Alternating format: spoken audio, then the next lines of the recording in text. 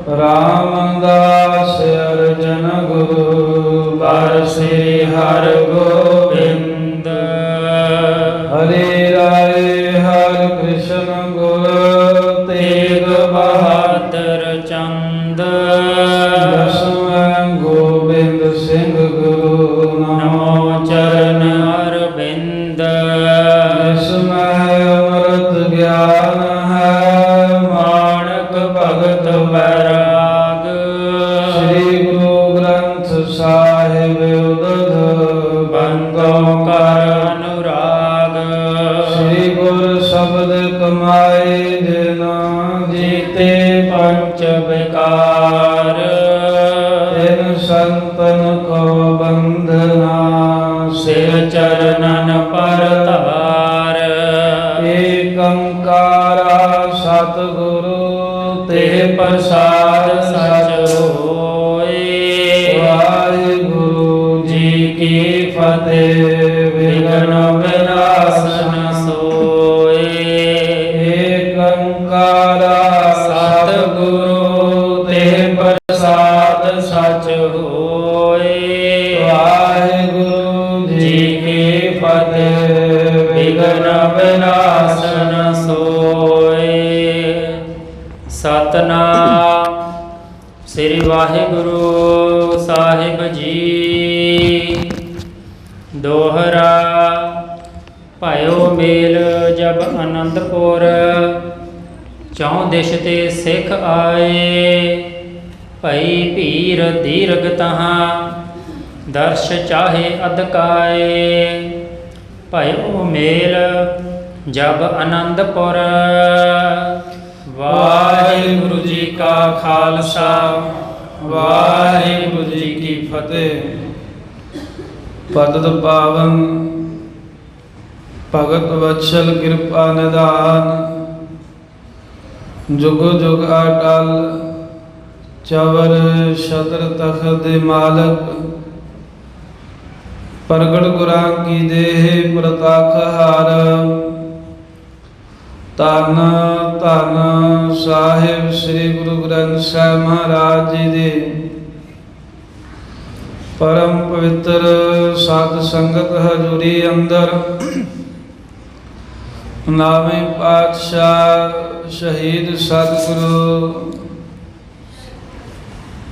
डुबदे बेड़े बन्ने लाउण हारे। धन धन श्री गुरु तेग बहादुर साहिब महाराज जी दे महान पावन पवित्र भजन बंदगी अस्थान तप अस्थान गुरुद्वारा श्री भोरा साहिब जी पातशाही नौवीं विखे पिछले पैर दे समय दे सजे हुए दीवाना दे अंदर सतगुरु साहिब दे पावन दरबारां दे विच गुरु इतिहास दी कथा श्रवण करन वास्ते हाजरियां भर रहे। दूरों नेड़ियों चल के महाराज साहिब के पावन स्थानां दे दर्शन दीदारे कर रहे। गुरु तेग बहादुर साहिब जी गुरु हरगोबिंद साहिब के स्थानां दे भी कथा द्वारा हाजरी भर रहे। महाराज साहिब सच्चे पातशाह जी का हर जप श्रवण करन हित इकत्र हुए गुरु प्यारे खालसा साध संगत जी। महाराज साहिब जी के परम पवित्र इतिहास दसम पातशाह चुटिया बाजा वाले गुरु गोबिंद सिंह महाराज तेना महाराज जी की पावन पवित्र कथा सुन रहे हैं। आप कल आप जी ने साखी श्रवण की है कि गुरु गोबिंद सिंह महाराज जी ने जिस सिख नूं चेतों मसंद अंदर नहीं सी आउण दिंदा ਉਹਨੂੰ ਆਪਣੇ ਕੋਲ ਬੁਲਾਇਆ ਹੈ। ਸਾਹਿਬ ਕਹਿੰਦੇ ਸਿਖਾ ਸਾਡੇ ਲਈ ਭੇਟਾ ਕੀ ਲੈ ਕੇ ਆਇਆ। ਕਹਿੰਦਾ ਮਹਾਰਾਜ ਉਹ ਤਾਂ ਪਹਿਲਾਂ ਭੇਜ ਦਿੱਤੀ। ਸਤਿਗੁਰੂ ਕਹਿੰਦੇ ਕੀ ਭੇਜਿਆ। ਇੱਕ ਬੜਾ ਸੋਹਣਾ ਚੂੜਾ ਸੀ ਮਹਾਰਾਜ। ਮੈਂ ਸੋਚਿਆ ਵੀ ਆਪ ਜੀ ਦੇ ਵਾਸਤੇ ਠੀਕ ਰਹੇਗਾ ਤੁਹਾਡੇ ਮਾਤਾ ਜੀ ਦੇ ਪਹਿਨਣ ਦੇ ਲਈ ਭੇਜ ਦਿੱਤਾ। ਚਮੜੇ ਦਾ ਬਣਿਆ ਹੀਰਿਆਂ ਦੇ ਨਗ ਜਿਹੜੇ। ਸਤਿਗੁਰੂ ਕਹਿੰਦੇ ਵੀ ਅਸੀਂ ਤਾਂ ਨਹੀਂ ਐਸਾ ਕੋਈ ਵੇਖਿਆ। ਤੂੰ ਕਿੰਨੋਂ ਦਿੱਤਾ ਸੀ। ਕਹਿੰਦਾ ਮਹਾਰਾਜ ਮੋਟਾ ਜਿਹਾ ਸਰੀਰ ਹੈ, ਵੱਡਾ ਮਸੰਦ ਹੈ, ਆਨੰਦਪੁਰ ਰਹਿੰਦਾ, ਚੇਤੋ ਦਾ ਨਾਮ ਹੈ। ਉਹ ਲੈ ਕੇ ਆਇਆ ਸੀ। ਮਹਾਰਾਜ ਨੇ ਸੱਦ ਲਿਆ ਚੇਤੋ ਨੂੰ। ਉਹਦੇ ਮੁੱਕਰ ਗਿਆ ਥਾਂ 'ਤੇ, ਕਹਿੰਦਾ ਮਹਾਰਾਜ ਇਹਨੂੰ ਭੁਲੇਖਾ ਪੈ ਗਿਆ। ਕਹਿੰਦਾ ਸਿਖਾ, ਕਿਸੇ ਹੋਰ ਨੂੰ ਦੇ ਕੇ ਆਇਆ, ਤੈਨੂੰ ਭੁਲੇਖਾ ਪੈ ਗਿਆ। ਮਸੰਦ ਮੇਰੇ ਵਰਗੇ ਬਥੇਰੇ ਤੁਰੇ ਫਿਰਦੇ ਆ ਵੀ ਤੂੰ, ਤੇਰੀ ਮੱਤ ਹੌਲੀ, ਮੈਨੂੰ ਲੱਗਦਾ ਤੂੰ ਕਮਲਾ ਹੈ। ਨਾਲੇ ਤਾੜਨ ਲੱਗ ਪਿਆ। ਸਤਿਗੁਰੂ ਜੀ ਕਹਿੰਦੇ ਵੀ ਇੱਦਾਂ ਕਰ ਵੀ ਜੇ ਤੂੰ ਚੂੜਾ ਲੈ ਲਿਆ ਹੈ ਨਾ ਤਾਂ ਚੇਤੋ ਤੂੰ ਸਤਿਗੁਰਾਂ ਦਾ ਬੜਾ ਪਿਆਰਾ ਮਸੰਦ ਹੈ। ਇੱਕ ਵਾਰ ਸਿੱਖ ਦੀ ਭਾਵਨਾ ਹੈ ਵੀ ਸਾਡੇ ਕੋਲ ਆਵੇ, ਇੱਕ ਵਾਰ ਸਾਨੂੰ ਦੇ ਦੇ, ਉਹ ਤੋਂ ਬਾਅਦ ਫਿਰ 2 ਦਿਨਾਂ ਨੂੰ ਤੈਨੂੰ ਦੇ ਦਾਂਗੇ ਅਸੀਂ, ਫਿਰ ਲੈ ਜਾਵੇਂ। ਮਹਾਰਾਜ ਦੀ ਗੱਲ ਸੁਣ ਕੇ ਤਾਂ ਲਾਲ ਪੀਲਾ ਹੋ ਗਿਆ। ਇੱਕ ਝੂਠਾ ਸੀ, ਨਾਲੇ ਚੋਰ ਤੇ ਨਾਲੇ ਚਤਰ ਬਣਿਆ। ਕਹਿੰਦਾ ਮਹਾਰਾਜ ਇਹ ਸਿੱਖ ਝੂਠ ਬੋਲਦਾ, ਇਹਦੀ ਗੱਲ ਤੁਸੀਂ ਸੱਚੀ ਮੰਨਦੇ ਹੋ? ਮੈਂ ਸੱਚ ਕਹਿ ਰਿਹਾ ਤੇ ਮੈਨੂੰ ਝੂਠਾ ਮੰਨੀ ਜਾ ਰਹੇ ਹੋ। ਮੇਰੇ ਤੇ ਤਬਾਰ ਹੀ ਨਹੀਂ। ਸਾਡਾ ਆਹ ਮੁੱਲ ਪਾਇਆ ਸੀ, ਲੋਕਾਂ ਕੋ ਗਰਾਹੀਆਂ ਕਰ ਕਰਕੇ ਲਿਆ ਕੇ ਗੁਰੂ ਘਰ ਦਾ ਪ੍ਰਬੰਧ ਚਲਾਉਂਦੇ ਆ, ਸਾਡੇ ਤੋਂ ਬਿਨਾਂ ਕੰਮ ਨਹੀਂ ਸੀ ਚੱਲ ਸਕਦਾ। ਇੱਦਾਂ ਬਹੁਤ ਲਾਲ ਪੀਲਾ ਜਿਹਾ ਹੋਇਆ। ਜਦੋਂ ਸਿੱਖ ਨੂੰ ਵੀ ਮਾੜਾ ਚੰਗਾ ਬੋਲਿਆ, ਮਹਾਰਾਜ ਪੀਰਸ 'ਚ ਆ ਕੇ ਕਹਿਣ ਲੱਗੇ, ਉਹ ਮਸੰਦਾ ਤੈਨੂੰ ਦੱਸਦੇ ਆ, ਕਦੀ ਤੂੰ ਕਹਿੰਦਾ ਵੀ ਗੁਰੂ ਦੀ ਮੱਤ ਨਿਆਣਿਆਂ ਵਾਲੀ ਹੈ, ਕਦੀ ਕਹਿੰਦਾ ਵੀ ਇਹਨਾਂ ਨੂੰ ਸੱਚ ਝੂਠ ਦੀ ਪਰਖ ਨਹੀਂ। ਕਹਿੰਦੇ ਹੁਣ ਪਰਖ ਕਰਕੇ ਵਿਖਾਉਂਦੇ ਆ। 5 ਸਿੱਖ ਸੱਦੇ ਮਹਾਰਾਜ ਸਾਹਿਬ ਜੀ ਨੇ, ਇਹਦੇ ਘਰੇ ਭੇਜਦੇ ਵੀ ਫਲਾਣੇ ਥਾਂ 'ਤੇ ਘਰ ਦੇ ਚਬਾਰੇ 'ਤੇ ਇਸ ਪਾਸੇ ਤਾਕੀ ਹੈ, ਉਹ ਜਿੰਦਰਾ ਤੋੜਿਓ, ਕੱਪੜੇ ਵਿੱਚ ਲਪੇਟੇ ਕੰਗਣ ਪਏ ਨੇ, ਉਹ ਚੂੜਾ ਪਿਆ। ਸਿੱਖ ਮਾਰਦੇ ਛਾਲਾਂ ਗਏ, ਲੈ ਕੇ ਆ ਗਏ। ਜਿਹੜੇ ਸਿੱਖ ਨੇ ਭੇੜ ਕੀਤਾ ਸੀ ਪਹਿਲਾਂ ਤਾਂ ਉਹਤੇ ਬਖਸ਼ਿਸ਼ਾਂ ਕੀਤੀਆਂ। ਫਿਰ ਚੇਤੂ ਨੂੰ ਮਹਾਰਾਜ ਸਾਹਿਬ ਕਹਿੰਦੇ, ਚੇਤੂ ਮਸੰਦ ਹੁਣ ਦੱਸ। ਕਹਿੰਦੇ ਤੈਨੂੰ ਬਾਲਕਾਂ ਵਾਲੀ ਬੁੱਧ ਵਿਖਾਈਏ? ਤੂੰ ਆਨਾ ਮੇਰਾ ਮੁੱਲ ਨਹੀਂ ਪਾਇਆ, ਤੇਰਾ ਪਾਈਏ ਮੁੱਲ ਹੋਣਾ। ਤੂੰ ਕਹਿੰਦਾ ਵੀ ਤੁਹਾਨੂੰ ਸੱਚ ਝੂਠ ਦੀ ਪਰਖਣਾ ਨਹੀਂ, ਹੁਣ ਪਰਖ ਕੇ ਦੱਸੀਏ ਕੌਣ ਸੱਚਾ ਕੌਣ ਝੂਠਾ ਹੈ। ਪਾਤਸ਼ਾਹ ਕਹਿੰਦੇ ਸਿੱਖੋ ਜਾਓ, ਲਿਆਓ ਵੱਡਾ ਸਾਰਾ ਕੜਾਇਆ, ਉਹਦੇ ਵਿੱਚ ਪਾਓ ਪਾਣੀ, ਉੱਤੋਂ ਪਾਓ ਗੁੜ, ਥੱਲੇ ਬਾਲੋ ਅੱਗ। ਕਹਿੰਦੇ ਚੇਤੋ ਅਪਵਿੱਤਰ ਹੋ ਗਿਆ, ਉਹਦੇ ਨਾਲ ਇਸ਼ਨਾਨ ਕਰਕੇ ਇਹਨੂੰ ਪਵਿੱਤਰ ਕਰ ਦਿਓ। ਕਈ ਜਨਮਾਂ ਦੇ ਪਾਪ ਕੀਤੇ ਨੇ, ਇਹਨੂੰ ਨਿਭਾ ਕੇ ਗੁੜ ਤੇ ਤੱਤੇ ਪਾਣੀ ਦੇ ਨਾਲ ਸ਼ੀਲਾ ਜਿਹਾ ਬਣਾ ਕੇ ਇਹਦੇ ਪਾਪ ਲਾ ਦਿਓ ਜਨਮਾਂ ਜਨਮਾਂ ਦੇ। ਇੱਦਾਂ ਸਿੱਖਾਂ ਨੇ ਕੀਤਾ। ਚੇਤੋ ਮਸੰਦ ਨੂੰ ਗੁੜ ਦੇ ਨਾਲ ਮਿਲੇ ਹੋਏ ਪਾਣੀ ਦੇ ਨਾਲ ਇਸ਼ਨਾਨ ਕਰਾਇਆ, ਕੜਛੇ ਭਰ ਭਰ ਸਿਰ ਵਿੱਚ ਪਾਏ। ਥੋੜ੍ਹੇ ਸਮੇਂ ਬਾਅਦ ਹੀ ਚਾਲਾ ਮਾਰ ਗਿਆ। ਬਾਕੀ ਮਸੰਦ ਡਰ ਗਏ ਵੀ ਇਹ ਤਾਂ ਵੱਡਾ ਹਾਰਾ ਮਸੰਦ ਸੀ, ਇਹ ਨਹੀਂ ਛੱਡਿਆ, ਮਹਾਰਾਜ ਨੇ ਸਾਨੂੰ ਕਿੱਥੇ ਛੱਡਣਾ।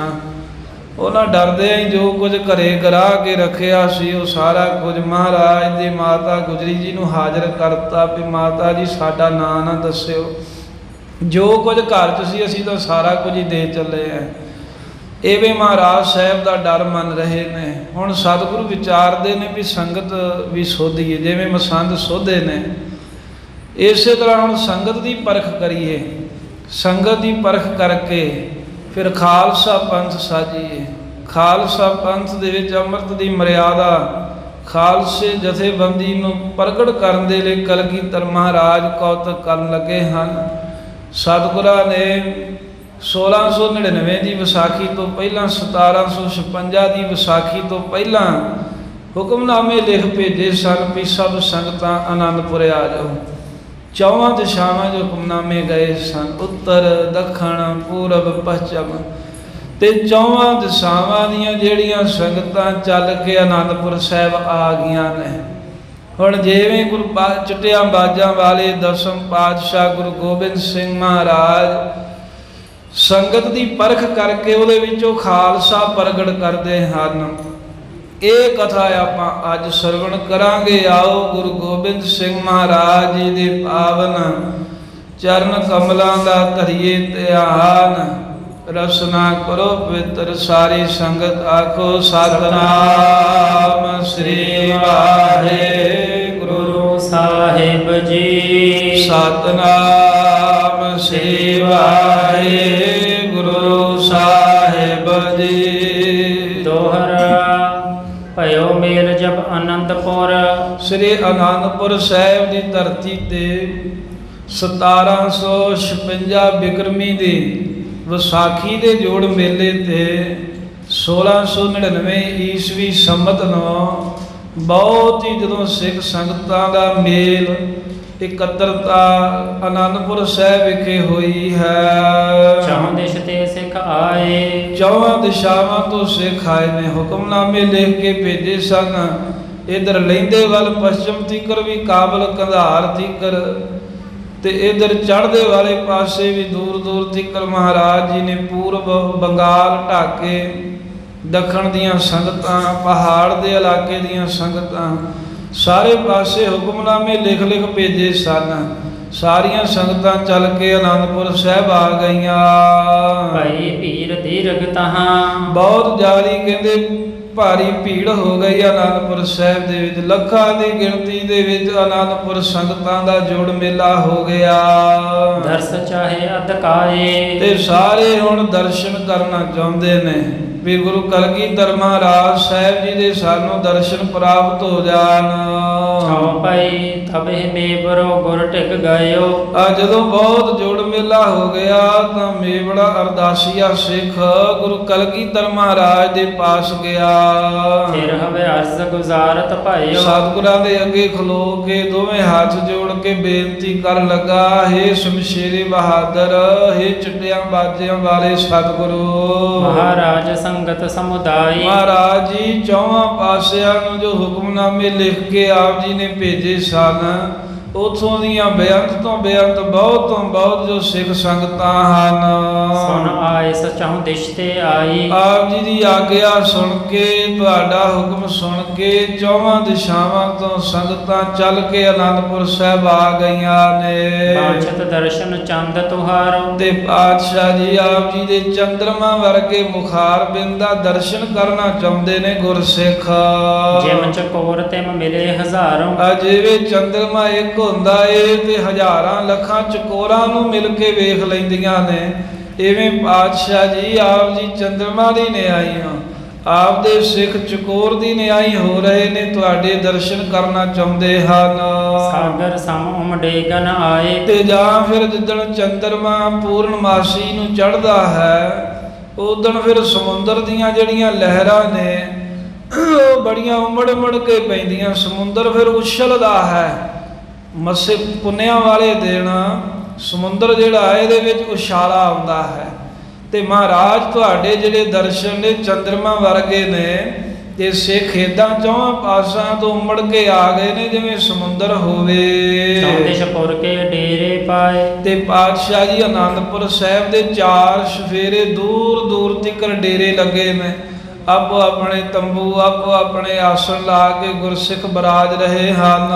ਸੁਣ ਕਲਗੀਧਰ ਹੁਕਮ ਬਖਾਨਾ, ਜਦੋਂ ਸਿੱਖ ਨੇ ਬੇਨਤੀ ਕੀਤੀ, ਮਹਾਰਾਜ ਸੰਗਤ ਆ ਗਈ ਹੈ, ਦਰਸ਼ਨ ਚਾਹੁੰਦੀ, ਦੱਸੋ ਕਿਵੇਂ ਕਰੀਏ? ਤਾਂ ਇਹਦੇ ਕੋਲ ਸੁਣ ਕੇ ਕਲਗੀਧਰ ਮਹਾਰਾਜ ਜੀ ਨੇ ਹੁਕਮ ਕੀਤਾ। ਜਹਾਂ ਦਮਦਮਾ ਊਚ ਮਹਾਨਾ, ਮਹਾਰਾਜ ਜੀ ਕਹਿੰਦੇ, हे ਗੁਰਸਿੱਖਾ, ਜਿੱਥੇ ਉੱਚਾ ਦਮਦਮਾ ਹੈ, ਤਿਜ ਕੇ ਨਿਕਟ ਉਤੰਗ ਸਥਾਨਾ, ਉਹਦੇ ਨੇੜੇ ਇੱਕ ਉੱਚਾ ਸਥਾਨ ਹੈ ਜਿੱਥੇ ਸਾਧ ਸੰਗਤ ਜੀ ਦਮਾਲਗੜ੍ਹ ਗੁਰਦੁਆਰਾ ਹੈ। ਦਮਾਲਗੜ੍ਹ ਕੇਸਗੜ੍ਹ ਸਾਹਿਬ ਤੋਂ ਪਹਾੜਾਂ ਵਾਲੇ ਪਾਸੇ ਨੂੰ ਜਦੋਂ ਵੇਖੀਏ ਤਾਂ ਕੇਸਗੜ੍ਹ ਸਾਹਿਬ ਤੋਂ ਪਹਾੜਾਂ ਵਾਲੇ ਪਾਸੇ ਦਮਾਲਗੜ੍ਹ, ਜਿਹਨੂੰ ਮੰਜੀ ਸਾਹਿਬ ਵੀ ਕਹਿੰਦੇ ਨੇ, ਮੰਜੀ ਸਾਹਿਬ ਵੀ ਉਹਦਾ ਨਾਮ ਰੱਖਿਆ ਹੈ। ਉਹ ਉੱਚਾ ਦਮਦਮਾ ਪਹਿਲਾਂ ਦਾ ਬਣਿਆ ਸੀ। ਉਹਦੇ ਸਾਹਮਣੇ ਫਿਰ ਕੇਸਗੜ੍ਹ ਸਾਹਿਬ ਵਾਲੀ ਪਹਾੜੀਏ ਬਾਅਦ ਮਹਾਰਾਜ ਨੇ ਪੱਧਰੀ ਕਰਾਈ। ਦਮਾਲਗੜ੍ਹ ਦੇ ਬਾਰੇ ਦੋ ਤਿੰਨ ਸਾਖੀਆਂ ਐਵੇਂ ਪ੍ਰਸਿੱਧ ਨੇ ਵੀ ਕਲਗੀਧਰ ਮਹਾਰਾਜ ਸਾਹਿਬ ਸੱਚੇ ਪਾਤਸ਼ਾਹ ਪਿਛਲੇ ਪੈਰ ਜਦੋਂ ਕੰਘਾ ਕਰਕੇ ਦਮਾਲਾ ਸਜਾਉਂਦੇ ਸਨ, ਇਹ ਦਮਾਲਗੜ੍ਹ ਵਾਲੇ ਸਥਾਨ ਤੇ ਮਹਾਰਾਜ ਦਮਾਲਾ ਸਜਾਉਂਦੇ ਸਨ। ਅਤੇ ਨਾਲ ਇਸ ਤਰ੍ਹਾਂ ਦਾ ਵੀ ਪ੍ਰਸੰਗ ਹੈਗਾ ਏ ਵੀ ਸਤਿਗੁਰੂ ਮਹਾਰਾਜ ਸੱਚੇ ਪਾਤਸ਼ਾਹ ਜਦੋਂ ਆਨੰਦਪੁਰ ਸਾਹਿਬ ਦੇ ਵਿੱਚ ਜੰਗ ਸ਼ੁਰੂ ਹੋ ਗਏ ਤੇ ਵੱਡੇ ਸਾਹਿਬਜ਼ਾਦੇ ਬਾਬਾ ਅਜੀਤ ਸਿੰਘ ਜੀ, ਬਾਬਾ ਜੁਝਾਰ ਸਿੰਘ ਜੀ, ਉਹ ਤਾਂ ਕਹਿੰਦੇ ਵੀ ਜੰਗ ਦੇ ਵਿੱਚ ਚਲੇ ਜਾਂਦੇ ਸਨ, ਪਰ ਬਾਬਾ ਜੋਰਾਵਰ ਸਿੰਘ ਤੇ ਬਾਬਾ ਫਤਿਹ ਸਿੰਘ ਜਿਹੜੇ ਨੇ ਛੋਟੇ ਸਨ। ਇੱਕ ਦਿਨ ਕਹਿੰਦੇ, ਮਹਾਰਾਜ ਸਾਨੂੰ ਵੀ ਜੰਗ ਦੇ ਵਿੱਚ ਜਾਣ ਦੀ ਆਗਿਆ ਦਿਓ। ਤੇ ਜਦੋਂ ਮਹਾਰਾਜ ਨੂੰ ਕਿਹਾ, ਸਤਿਗੁਰੂ ਸਾਹਿਬ ਕਹਿੰਦੇ ਤੁਸੀਂ ਛੋਟੇ ਹੋ ਜੇ, ਜਦੋਂ ਵੱਡੇ ਹੋ ਗਏ ਫਿਰ ਤੁਹਾਨੂੰ ਵੀ ਜੰਗ ਦੀ ਆਗਿਆ ਦੇਵਾਂਗੇ। ਉਹ ਦੋਵੇਂ ਸਾਹਿਬਜ਼ਾਦੇ ਗਏ ਜਿੱਥੇ ਦਮਾਲਗੜ੍ਹ ਅਸਥਾਨ ਹੈ। ਵੱਡੇ ਵੱਡੇ ਦਮਾਲੇ ਸਜਾਏ, ਜਿਵੇਂ ਨਿਹੰਗ ਸਿੰਘ ਫਰਲੇ ਵਾਲੇ ਦਮਾਲਾ ਸਜਾਉਂਦੇ ਨੇ, ਜਿਵੇਂ ਫਰਲੇ ਦੇ ਸਮੇਤ ਹੈ। ਕਹਿੰਦੇ ਵੀ ਇਸ ਤਰ੍ਹਾਂ ਵੱਡੇ ਵੱਡੇ ਦਮਾਲੇ ਜਿਹੜੇ ਹਨ ਸਜਾ ਲਏ। ਬਾਬਾ ਫਤਿਹ ਸਿੰਘ ਨੇ ਬੁੰਗਾ ਜ਼ਿਆਦਾ ਹੀ ਉੱਚਾ ਕਰ ਲਿਆ ਤੇ ਮਹਾਰਾਜ ਸਾਹਿਬ ਦੇ ਕੋਲ ਆ ਕੇ ਆਂਦੇ, ਮਹਾਰਾਜ ਵੇਖੋ ਹੁਣ ਅਸੀਂ ਵੱਡੇ ਹੋ ਗਏ, ਹੁਣ ਆਗਿਆ ਦੇ ਦਿਓ। ਸਤਿਗੁਰੂ ਸਾਹਿਬ ਹੱਸ ਪਏ। ਮਹਾਰਾਜ ਸਾਹਿਬ ਜੀ ਕਹਿਣ ਲੱਗੇ, ਫਤਿਹ ਸਿੰਘ ਜੀ ਤੁਹਾਡੇ ਵਰਗਾ ਪੰਥ ਹੀ ਚੱਲੇਗਾ, ਜਿੱਦਾਂ ਤੁਸੀਂ ਉੱਚਾ ਬੁੰਗਾ ਉੱਚਾ ਦਮਾਲਾ ਸਜਾਇਆ ਹੈ ਨਾ, ਇੱਦਾਂ ਦਾ ਪੰਥ ਚੱਲੇਗਾ। ਇੱਦਾਂ ਵੀ ਵਜਨ ਆਉਂਦਾ ਵੀ ਮਹਾਰਾਜ ਨੇ ਕਿਹਾ ਸੀ ਵੀ ਸਾਨੂੰ ਮਹਾਂਕਾਲ ਦੇ ਦਰਸ਼ਨ ਕਰਾਓ ਬਾਬਾ ਫਤਿਹ ਸਿੰਘ ਜੀ। ਤੇ ਦਮਾਲਗੜ੍ਹ ਵਾਲੇ ਅਸਥਾਨ ਤੇ ਬਾਬਾ ਫਤਿਹ ਸਿੰਘ ਆਏ ਤੇ ਆਕਾਸ਼ ਤੋਂ ਪਾਲਕੀ ਸਾਹਿਬ ਉਤਰੀ, ਆਕਾਸ਼ ਤੋਂ। ਉਹਦੇ ਵਿੱਚ ਨੀਲੇ ਰੰਗ ਦਾ ਬਾਣਾ ਤੇ ਨੀਲੇ ਰੰਗ ਦੇ ਹੀ ਦਸਤਾਰੇ ਆਏ। ਬਾਬਾ ਫਤਿਹ ਸਿੰਘ ਨੇ ਆਪ ਫਰਲੇ ਵਾਲਾ ਉੱਚਾ ਦਮਾਲਾ ਸਜਾ ਲਿਆ। ਅਸਲ ਦਮਾਲਾ ਹੁੰਦਾ ਹੀ ਫਰਲੇ ਵਾਲਾ ਏ, ਦੂਜਾ ਗੋਲ ਦਸਤਾਰਾ ਹੁੰਦਾ। ਭਾਵੇਂ ਕਹਿ ਆਪਾਂ ਸਾਰੇ ਨੂੰ ਦਮਾਲਾ ਦਿੰਨੇ, ਪਰ ਦਮਾਲਾ ਤੋਂ ਭਾਵ ਦੁਮ ਵਾਲਾ, ਭਾਵ ਫਰਲੇ ਵਾਲਾ ਜਿਹਦੇ ਉੱਪਰ ਫਰਲਾ ਹੋਵੇ ਉਹ ਦਮਾਲਾ ਹੈ। ਮੈਂ ਗੁਰ ਮਿਲ ਉੱਚ ਦਮਾਲੜਾ। ਸੋ ਬਾਬਾ ਫਤਿਹ ਸਿੰਘ ਜੀ ਨੇ ਤਾਂ ਉੱਚਾ ਦਮਾਲਾ ਸਜਾ ਕੇ ਉੱਤੇ ਚੱਕਰ ਸਜਾ ਕੇ ਚੰਨ ਤੋੜਾ ਲਾ ਲਿਆ। ਨਾਲ ਦੇ ਜਿਹੜੇ ਸਿੱਖ ਸਨ, ਜਿਹੜੇ ਨਾਲ ਦੇ ਹਾਣੀ ਬਾਲਕ ਸਨ, ਉਹਨਾਂ ਨੂੰ ਗੋਲ ਦਸਤਾਰਾਂ ਕਰ ਦਿੱਤੀਆਂ ਤੇ ਮਹਾਰਾਜ ਦੇ ਕੋਲ ਆਏ ਹੋਏ। ਕਹਿੰਦੇ ਗੁਰੂ ਗੋਬਿੰਦ ਸਿੰਘ ਸਾਹਿਬ ਨੇ ਦੋਵੇਂ ਹੱਥ ਜੋੜ ਕੇ ਨਮਸਕਾਰ ਕੀਤੀ ਸੀ, ਕਿਉਂਕਿ ਮਹਾਂਕਾਲ ਦੇ ਦਰਸ਼ਨ ਕਿਹਾ ਸੀ ਨਾ ਕਰਾਓ, ਤੇ ਬੇਨਤੀ ਕੀਤੀ ਸੀ ਬਾਬਾ ਫਤਿਹ ਸਿੰਘ ਜੀ ਨੇ ਵੀ ਹੇ ਵਾਹਿਗੁਰੂ, ਜੇ ਤੁਹਾਡਾ ਰੂਪ ਹੁੰਦਾ, ਵੀ ਤੁਹਾਡਾ ਰੂਪ ਰੰਗ ਤਾਂ ਹੈ ਕੋਈ ਨਹੀਂ, ਪਰ ਜੇ ਵਾਕਿਆ ਤੁਸੀਂ ਸਰੀਰ ਵਿੱਚ ਹੁੰਦੇ ਤਾਂ ਤੁਹਾਡਾ ਸਰੂਪ ਕਿਹੋ ਜਿਹਾ ਹੁੰਦਾ। ਉਹ ਬਾਣਾ ਬਖਸ਼ਿਆ ਬਾਬਾ ਫਤਿਹ ਸਿੰਘ ਨੂੰ, ਤੇ ਉਹ ਬਾਣਾ ਫਰਲੇ ਵਾਲਾ ਬਾਬਾ ਫਤਿਹ ਸਿੰਘ ਜੀ ਨੇ ਪਹਿਨਿਆ। ਵੀ ਜੇ ਰੱਬ ਦਾ ਵੀ ਸਰੀਰ ਹੁੰਦਾ ਤੇ ਇਦਾਂ ਦਾ ਹੋਣਾ ਸੀ, ਜਿਵੇਂ ਫਰਲੇ ਵਾਲਾ ਦਮਾਲਾ ਤੇ ਨੀਲਾ ਬਾਣਾ ਹੈ। ਇਹ ਕਲਗੀਧਰ ਮਹਾਰਾਜ ਨੇ ਫਿਰ ਨਮਸਕਾਰ ਕੀਤੀ ਸੀ। ਉਹਨੂੰ ਦਮਦਮਾ ਲਿਖਿਆ ਹੈ ਇੱਥੇ ਕਵੀ ਜੀ ਨੇ, ਉੱਚਾ ਦਮਦਮਾ ਜਿਹੜਾ ਹੈ। ਮਹਾਰਾਜ ਕਹਿੰਦੇ ਜਿੱਥੇ ਉਹ ਦਮਾਲਗੜ੍ਹ ਹੈ ਨਾ, ਉੱਚਾ ਸਥਾਨ, ਇਹ ਗੁਰਸਿੱਖ ਦੇ ਸਾਹਮਣੇ ਜਿਹੜੀ ਉੱਚੀ ਪਹਾੜੀ ਹੈ, ਜਿੱਥੇ ਹੁਣ ਕੇਸਗੜ੍ਹ ਸਾਹਿਬ ਸੁਭਾਏਮਾਨ ਹੈ। ਕਹਿੰਦੇ ਵੀ ਜੋ ਕੇਸਗੜ੍ਹ ਸਾਹਿਬ ਵਾਲੀ ਉੱਚੀ ਪਹਾੜੀ ਹੈ, ਹਾਂ ਸੁਧਾਰੋ ਬਹੁ ਮੈਦਾਨ, ਉੱਥੇ ਕਹਿੰਦੇ ਵੀ ਮੈਦਾਨ ਬਣਾ ਦਿਓ। ਜਿਹੜਾ ਕੋਈ ਥਾਂ ਨੀਵਾਂ ਹੈ, ਉੱਚੇ ਥਾਂ ਤੋਂ ਮਿੱਟੀ ਪੁੱਟ ਕੇ ਉਹ ਨੀਵੇਂ 'ਚ ਪਾ ਦਿਓ। ਜਿੱਥੇ ਕੋਈ ਉੱਚਾ ਹੈ ਉਹਨੂੰ ਪੱਧਰਾ ਕਰ ਦਿਓ, ਰੜਾ ਮੈਦਾਨ ਬਣਾ ਦਿਓ।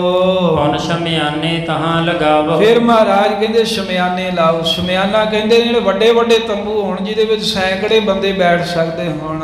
ਮਹਾਰਾਜ ਕਹਿੰਦੇ ਵੀ ਵੱਡੇ ਸ਼ਮਿਆਨੇ ਉੱਥੇ ਸਜਾ ਦਿਓ। ਤੰਬੂ ਰੁਚਰ ਕਨਾਤਮ ਤਨਾਵੋ। ਤੇ ਜਿਹੜਾ ਸੋਹਣਾ ਤੰਬੂ ਹੈ, ਤੰਬੂ ਹੁੰਦਾ ਜਿਹਦੇ ਵਿੱਚ ਘੱਟ ਜਾਣੇ ਬਹਿ ਸਕਣ। ਮਹਾਰਾਜ ਕਹਿੰਦੇ ਫਿਰ ਜਿਹੜਾ ਸੋਹਣਾ ਤੰਬੂ ਬਣ ਕੇ ਆਇਆ ਨਾ, ਉਹ ਵੀ ਲਾ ਦਿਓ ਇੱਕ ਪਾਸੇ। ਇੱਕ ਪਾਸੇ ਵੱਡੇ ਦੀਵਾਨ ਦੀ ਤਿਆਰੀ ਕਰੋ ਤੇ ਉਹਦੇ ਲਾਗੇ ਹੀ ਦੀਵਾਨ ਦੇ ਇੱਕ ਤੰਬੂ ਲਾਓ ਸੋਹਣਾ, ਤੇ ਉਹਦੇ ਆਲੇ ਦੁਆਲੇ ਕਨਾਤਾਂ ਤਾਣ ਦਿਓ, ਪਰਦਾ ਕਰ ਦਿਓ। ਸੁਣਤ ਮੇਵਰੋ ਬਾਹਿਰ ਆਇਓ। ਮਹਾਰਾਜ ਦਾ ਹੁਕਮ ਸੁਣ ਕੇ ਅਰਦਾਸੀ ਸਿੱਖ ਬਾਹਰ ਆ ਗਿਆ। ਸਭ ਕੋ ਹੁਕਮ ਹਜ਼ੂਰ ਸੁਨਾਇਓ। ਤੇ ਆ ਕੇ ਬਾਹਰ ਜਿਹੜਾ ਸਿੱਖ ਸੀ ਅਰਦਾਸੀਆ, ਜਿਹੜੇ ਗੁਰੂ ਕੇ ਸਿੱਖ ਸੇਵਾ ਕਰਨ ਵਾਲੇ ਸਨ, ਜਿਹੜੇ ਫਰਾਸ਼ਦਾਰ ਸਨ, ਜਿਹੜੇ ਦੀਵਾਨ ਦੀ ਹਮੇਸ਼ਾ ਤਿਆਰੀ ਕਰਦੇ, ਉਹਨਾਂ ਨੂੰ ਹੁਕਮ ਕੀਤਾ। ਤੋਰਨ ਦਾਸ ਸੰਭਾਰਨ ਕੀਨੇ। ਜਦੋਂ ਸਿੱਖਾਂ ਨੂੰ ਹੁਕਮ ਕੀਤਾ ਵੀ ਮਹਾਰਾਜ ਕਹਿੰਦੇ ਵੀ ਇੱਥੇ ਦੀਵਾਨ ਦੀ ਤਿਆਰੀ ਕਰੋ, ਤੰਬੂ ਕਨਾਤਾਂ ਤਾਣੋ, ਪਾਤਸ਼ਾਹ ਦਾ ਹੁਕਮ ਸੁਣ ਕੇ ਜਿੰਨੇ ਵੀ ਦਾਸ ਸਨ ਉਸੇ ਵੇਲੇ ਸੇਵਾ ਕਰਨ ਲੱਗ ਪਏ। ਹੋਏ ਆਇਸਾ ਅਨੁਸਾਰ ਪਰਬੀਨੇ। ਸਿਆਣੇ ਸਿੱਖ ਮਹਾਰਾਜ ਦੀ ਆਗਿਆ ਦੀ ਅਨੁਸਾਰੀ ਹੋ ਕੇ, ਜਿਵੇਂ ਮਹਾਰਾਜ ਦੀ ਆਗਿਆ ਉਹਦੇ ਆਗਿਆ ਦੇ ਤਹਿਤ ਹੋ ਕੇ ਕੰਮ ਕਰ ਰਹੇ ਨੇ। ਲਗਨਰ ਗਨ ਸੋ ਥਾਈ ਸੁਧਾਰੀ। ਬਹੁਤੇ ਸਿੱਖਾਂ ਨੇ ਇਕੱਠਿਆਂ ਰਲ ਮਿਲ ਕੇ ਪਹਿਲਾਂ ਤਾਂ ਥਾਂ ਸੁਧਾਰੀ। ਕੇਸਗੜ੍ਹ ਸਾਹਿਬ ਵਾਲੀ ਪਹਾੜੀ ਜਿਹੜੀ ਸੀ ਉਹ ਪੱਧਰੀ ਕੀਤੀ ਆ। ਬਿਖਮ ਹੋਤੀ ਕੀਨੀ ਸੰਸਾਰੀ। ਆ ਜਿਹੜੀ ਬਿਖਮ ਸੀ, ਬਿਖਮ ਤੋਂ ਭਾਵ ਸੀ ਜਿਹੜੀ ਔਖੀ ਸੀ, ਉੱਚਾ ਨੀਵਾਂ ਥਾਂ ਸੀ। ਕਿਤੇ ਟੋਏ ਸਨ, ਕਿਤੇ ਟਿੱਬੇ ਸਨ। ਟੋਏ ਟਿੱਬੇ ਭਾਵ ਉੱਚਾ ਥਾਂ ਤੇ ਨੀਵਾਂ ਥਾਂ। ਉਹਨੂੰ ਗੁਰੂ ਕੇ ਸਿੱਖਾਂ ਨੇ ਰਲ ਮਿਲ ਕੇ ਚੰਗੀ ਤਰ੍ਹਾਂ ਕਹੀਆਂ ਲੈ ਲੈ ਕੇ ਸੁਧਾਰਤਾ, ਇੱਕ ਸਮ ਕਰ ਦਿੱਤਾ। ਹੁਣ ਤੰਬੂ ਇੱਕ ਰੁਚਰ ਲਗਾਇਓ। ਇੱਕ ਬੜਾ ਸੋਹਣਾ ਤੰਬੂ ਮਹਾਰਾਜ ਦੇ ਹੁਕਮ ਦੇ ਨਾਲ ਦੀਵਾਨ ਅਸਥਾਨ ਦੇ ਲਾਗੇ ਲਾ ਦਿੱਤਾ। ਬਹੁਤ ਦਰਬ ਜਿਸ ਉੱਪਰ ਲਾਇਓ। ਕਾਬਲ ਦੀ ਸੰਗਤ ਨੇ ਬਹੁਤਾ ਹੀ ਧਨ ਜੀ ਤੇ ਲਾਇਆ। 2.5 ਲੱਖ ਰੁਪਈਆ ਲਾ ਕੇ ਜਿਹੜਾ ਤੰਬੂ ਤਿਆਰ ਹੋਇਆ। ਦੀਰਘ ਚੌਂਦਿਸ਼ ਤਨੀ ਕਨਾਤ। ਤੇ ਫਿਰ ਵੱਡੀਆਂ ਵੱਡੀਆਂ ਕਨਾਤਾਂ, 4 ਸਵੇਰੇ ਜਿੱਥੇ ਸੰਗਤਾਂ ਨੇ ਬੈਠ ਬੈਠਣਾ ਸੀ ਉੱਥੇ ਵੀ ਕਨਾਤਾਂ ਤਾਣ ਦਿੱਤੀਆਂ। ਜਿੱਥੇ ਮਹਾਰਾਜ ਦਾ ਤੰਬੂ ਹੈ ਉਹਦੇ ਦੁਆਲੇ ਵੀ ਕਨਾਤਾਂ ਤਾਣ ਦਿੱਤੀਆਂ ਵੀ ਇੱਧਰ ਵੀ ਪਰਦਾ ਜਿਹਾ ਰਹੇ। ਲਾਲ ਰੰਗ ਕੀ ਸ਼ੁਭਤ ਬਨਾਤ। ਬਨਾਤ ਰੰਗ ਦਾ, ਬਨਾਤ ਬਸਤਰ ਦਾ ਨਾਮ ਹੈ। ਪਹਿਲਾਂ ਜਿਹੜੀਆਂ ਕਨਾਤਾਂ ਜੀ ਆਉਂਦੀਆਂ ਸਨ ਇੱਕ ਬਨਾਤ ਬਸਤਰ ਸੀ, ਲਾਲ ਰੰਗ ਦਾ ਹੀ ਹੁੰਦਾ ਸੀ ਇਹ। ਲਾਲ ਰੰਗ ਬਨਾਤ ਦੇ ਕੱਪੜੇ ਦੀਆਂ ਬਣੀਆਂ ਹੋਈਆਂ ਚਾਰ ਸ਼ਫੇਰੇ ਸਾਧ ਸੰਗਤ ਜਿਹੜੇ ਪੜਦੇ ਜੇ ਹਨ, ਜਿਹੜੇ ਚਾਰ ਸ਼ਫੇਰੇ ਢੱਕਣ ਦੇ ਵਾਸਤੇ ਲਾਲ ਰੰਗ ਕੀ ਸ਼ੁਭਤ ਬਨਾਤ, ਬਨਾਤ ਕੱਪੜੇ ਦੀ ਕਨਾਤ ਤਾਣ ਦਿੱਤੇ। ਤਾਨ ਚਾਨਣੇ ਲਗ ਚਾਹੂੰ ਔਰ। ਅਤੇ ਫਿਰ ਜਿੱਥੇ ਮਹਾਰਾਜ ਜੀ ਨੇ ਬਰਾਜਣਾ ਹੈ ਉੱਥੇ ਸਤਿਗੁਰੂ ਸਾਹਿਬ ਜੀ ਦੀ ਸੋਹਣੀ ਚਾਨਣੀ ਸਾਹਿਬ ਚੰਦੋਆ ਸਾਹਿਬ ਜਿਹੜਾ ਚੌਹਾਂ ਪਾਸਿਆਂ ਤੋਂ ਕਸ ਪਾ ਕੇ ਲਾ ਦਿੱਤਾ, ਸਜਾ ਦਿੱਤਾ। ਰੇਸ਼ਮ ਜਰੀ ਲੱਗੀ ਜਿਸ ਡੋਰ। ਜਿਸ ਚੰਦੋਆ ਸਾਹਿਬ ਨੂੰ ਬੰਨਣ ਦੇ ਵਾਸਤੇ ਰੇਸ਼ਮ ਦੀਆਂ ਡੋਰਾਂ ਬਣਾਈਆਂ ਹੋਈਆਂ ਨੇ, ਜਿਹਦੇ ਉੱਤੇ ਜਰੀ ਦਾ ਕੰਮ ਹੋਇਆ, ਸੋਨੇ ਦੀਆਂ ਤਾਰਾਂ ਨੇ ਤੇ ਬਹੁਤ ਹੀ ਸੋਹਣੀਆਂ ਡੋਰਾਂ ਰੱਸੀਆਂ ਜਿਹੜੀਆਂ ਉਹਨਾਂ ਨਾਲ ਚੰਦੋਆ ਕੱਸ ਕੇ ਬੰਨ ਦਿੱਤਾ। ਕਲਸ ਚੌਪ ਕੰਚਨ ਕੇ ਬਨੇ। ਤੇ ਫਿਰ ਜਿੱਥੇ ਮਹਾਰਾਜ ਸਾਹਿਬ ਜੀ ਦਾ ਤੰਬੂ ਲੱਗਾ ਹੈ ਉਹਦੇ ਦੋਵੇਂ ਪਾਸੇ ਉੱਚੇ ਉੱਚੇ ਸੋਨੇ ਦੇ ਕਲਸ ਲਾਉਣ ਵਾਸਤੇ, ਜਿਹਦੇ ਵਿੱਚ ਹੀਰਿਆਂ ਦੇ ਨਗ ਜੜੇ ਨੇ, ਉਹ ਤੰਬੂਆਂ ਦੇ ਉੱਤੇ ਕਲਸ ਲਾ ਦਿੱਤੇ। ਜਿਵੇਂ ਹੁਣ ਵੀ ਆ ਨਿੱਕੀਆਂ ਗੁੰਬਜੀਆਂ ਦੇ ਉੱਤੇ ਜਿੱਥੇ ਸੋਨਾ ਲੱਗਾ ਇਹਨੂੰ ਕਲਸ ਕਹਿ ਦਿੰਦੇ ਨੇ, ਜਾਂ ਵੱਡੇ ਗੁੰਬਜ ਦੇ ਉੱਪਰ ਵੀ ਜਿਹੜਾ ਸਭ ਤੋਂ ਉੱਪਰਲਾ ਪਾਸਾ ਹੈ ਨਾ, ਆਪਾਂ ਆਮ ਹੀ ਵੇਖਦੇ ਹਾਂ ਜਿਵੇਂ ਇੱਥੇ ਤਾਂ ਸਾਰੇ ਗੁੰਬਜ ਤੇ ਸੋਨਾ ਹੈ, ਪਰ ਬਹੁਤੇ ਗੁਰੂ ਘਰਾਂ ਦੇ ਵਿੱਚ ਨਹੀਂ ਸੋਨਾ ਗੁੰਬਜ ਤੇ, ਪਰ ਉੱਪਰਲੇ ਹਿੱਸੇ ਤੇ ਜਿੱਥੇ ਹੁੰਦਾ ਉਹਨੂੰ ਕਲਸ ਕਹਿੰਦੇ ਨੇ। ਉੱਥੇ ਸਾਰੇ ਸੋਨਾ ਤਕਰੀਬਨ ਗੁਰੂ ਘਰਾਂ 'ਚ ਲੱਗਾ ਹੀ ਹੈ।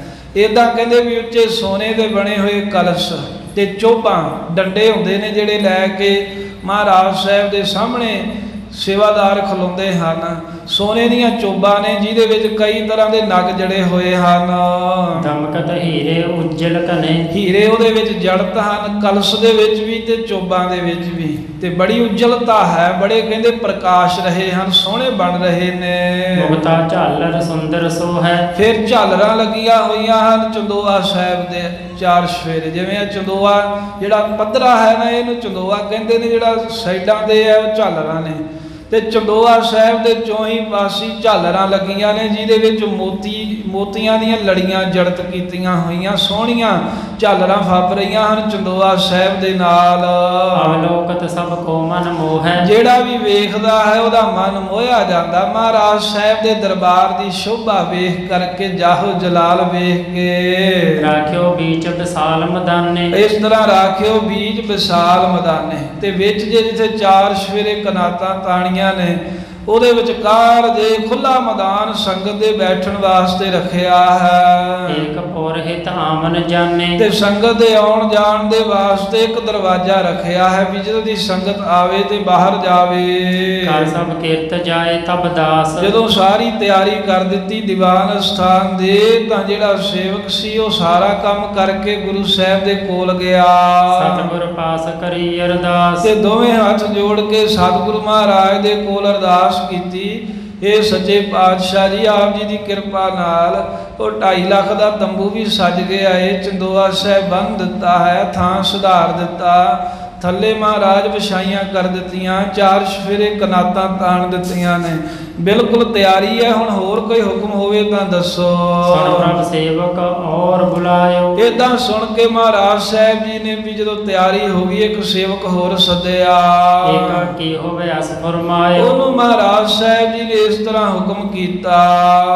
300 ਪਰੇ ਨਿਸਾ ਅਧਿ ਤੋਂ ਪਰੇ ਨਿਸਾ ਤਮ ਦੀਰਘ ਛਾਈ। ਮਹਾਰਾਜ ਕਹਿੰਦੇ ਵੀ ਹੁਣ ਰਾਤ ਦਾ ਸਮਾਂ ਜਦੋਂ ਹੋਵੇਗਾ ਨਾ, ਜਿੱਥੇ ਦੀਵਾਨ ਦੀ ਸਾਰੀ ਤਿਆਰੀ ਕੀਤੀ ਹੈ, ਰਾਤ ਦੇ ਸਮੇਂ ਉੱਥੇ ਭਾਈ ਤੁਸੀਂ ਤਗੜੇ ਹੋ ਕੇ ਪਹਿਰਾ ਦੇਣਾ ਹੈ। 300 ਗੁਰ ਕੋ ਹੁਕਮ ਸੁਣਾਵੈ। ਹਾਂ, ਇਸ ਤਰ੍ਹਾਂ ਧੰਨ ਗੁਰੂ ਕਲਗੀਧਰ ਮਹਾਰਾਜ ਸਾਹਿਬ ਸੱਚੇ ਪਾਤਸ਼ਾਹ ਉਸ ਦੇ ਤਾਈਂ ਹੁਕਮ ਕਰ ਰਹੇ ਨੇ, ਗੁਰਸਿੱਖਾ ਜਦੋਂ ਰਾਤ ਪਵੇ, ਨਹਿ ਅੰਤਰ ਕੋ ਪ੍ਰਵੇਸ਼ਨ ਪਾਵੈ। ਜਿੱਥੇ ਤੰਬੂ ਜਿੱਥੇ ਚੰਦੋਆ ਲੱਗਾ ਏ, ਕੋਈ ਅੰਦਰ ਪ੍ਰਵੇਸ਼ ਨਾ ਕਰੇ, ਉੱਥੇ ਪਹਿਰਾ ਦੇਣਾ ਹੈ, ਕਿਸੇ ਨੂੰ ਅੰਦਰ ਨਹੀਂ ਜਾਣ ਦੇਣਾ।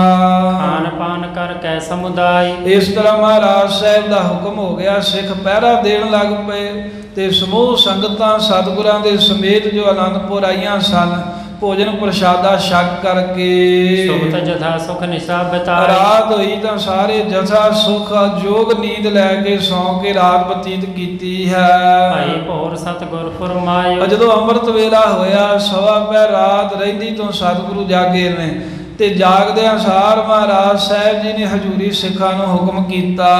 ਸਭ ਸੰਗਤ ਕੋ ਦੇਹੋ ਸੁਨਾਇਓ। ਬਾਦਸ਼ਾਹ ਕਹਿੰਦੇ ਹੇ ਭਾਈ ਜਾ ਜਿੰਨੀਆਂ ਵੀ ਸੰਗਤਾਂ ਅਨੰਦਪੁਰ ਦੇ 4 ਸਫੇਰੇ ਆਈਆਂ ਸਾਰਿਆਂ ਨੂੰ ਸਾਡੇ ਵੱਲੋਂ ਹੁਕਮ ਦੇ ਦਿਓ ਜਾ ਕੇ ਦਰਸ਼ਨ ਕਰੋ ਸਕਲ ਹਰਖਾਈ। ਸਾਰਿਆਂ ਨੂੰ ਕਹੋ ਵੀ ਅੱਜ ਵਿਸਾਖੀ ਦਾ ਦਿਹਾੜਾ ਵਿਸਾਖੀ ਦਾ ਜੋੜ ਮੇਲਾ ਏ ਤਾਂ ਖੁਸ਼ੀ ਦੇ ਨਾਲ ਸਾਰੇ ਆਓ ਦੀਵਾਨ ਸਜੇਗਾ ਜਿਹਨੇ ਸਾਡੇ ਦਰਸ਼ਨ ਕਰਨੇ ਨੇ ਦਰਸ਼ਨ ਕਰ ਲਵੋ। ਬਾਛਤ ਲਿਹੋ ਕਾਮਨਾ ਪਾਏ। ਸਭ ਨੂੰ ਕਹਿ ਦਿਓ ਵੀ ਜੋ ਵੀ ਇੱਛਾ ਲੈ ਕੇ ਤੁਸੀਂ ਚੱਲ ਕੇ ਦੂਰੋਂ ਨੇੜਿਓਂ ਆਏ ਹੋ ਮਹਾਰਾਜ ਸਾਹਿਬ ਕਹਿੰਦੇ ਉਹਨਾਂ ਨੂੰ ਕਹੋ ਆਓ ਸਾਡੇ ਕੋਲ ਦਰਸ਼ਨ ਕਰਕੇ ਆਪਣੀਆਂ ਕਾਮਨਾ ਭਾਵਨਾਵਾਂ ਪੂਰੀਆਂ ਕਰ ਲਵੋ। ਸੁਰਨ ਕੀਬ ਸਭ ਹਨ ਕੇ ਡੇਰੇ। ਮਹਾਰਾਜ ਦਾ ਹੁਕਮ ਸੁਣ ਕੇ ਜਿਹੜਾ ਨਕੀਬ ਸੀ ਨਕੀਬ ਜਿਹੜਾ ਅੱਗੇ ਅੱਗੇ ਜਦੋਂ ਚੱਲਦੀ ਹੁੰਦੀ ਸੀ ਮਹਾਰਾਜ ਦੀ ਸਵਾਰੀ ਤਾਂ ਅੱਗੇ ਅੱਗੇ ਬੋਲ ਕੇ ਦੱਸਣ ਵਾਲਾ ਵੀ ਮਹਾਰਾਜ ਆ ਰਹੇ ਨੇ ਵੀ ਸਾਵਧਾਨ ਹੋ ਜਾਓ।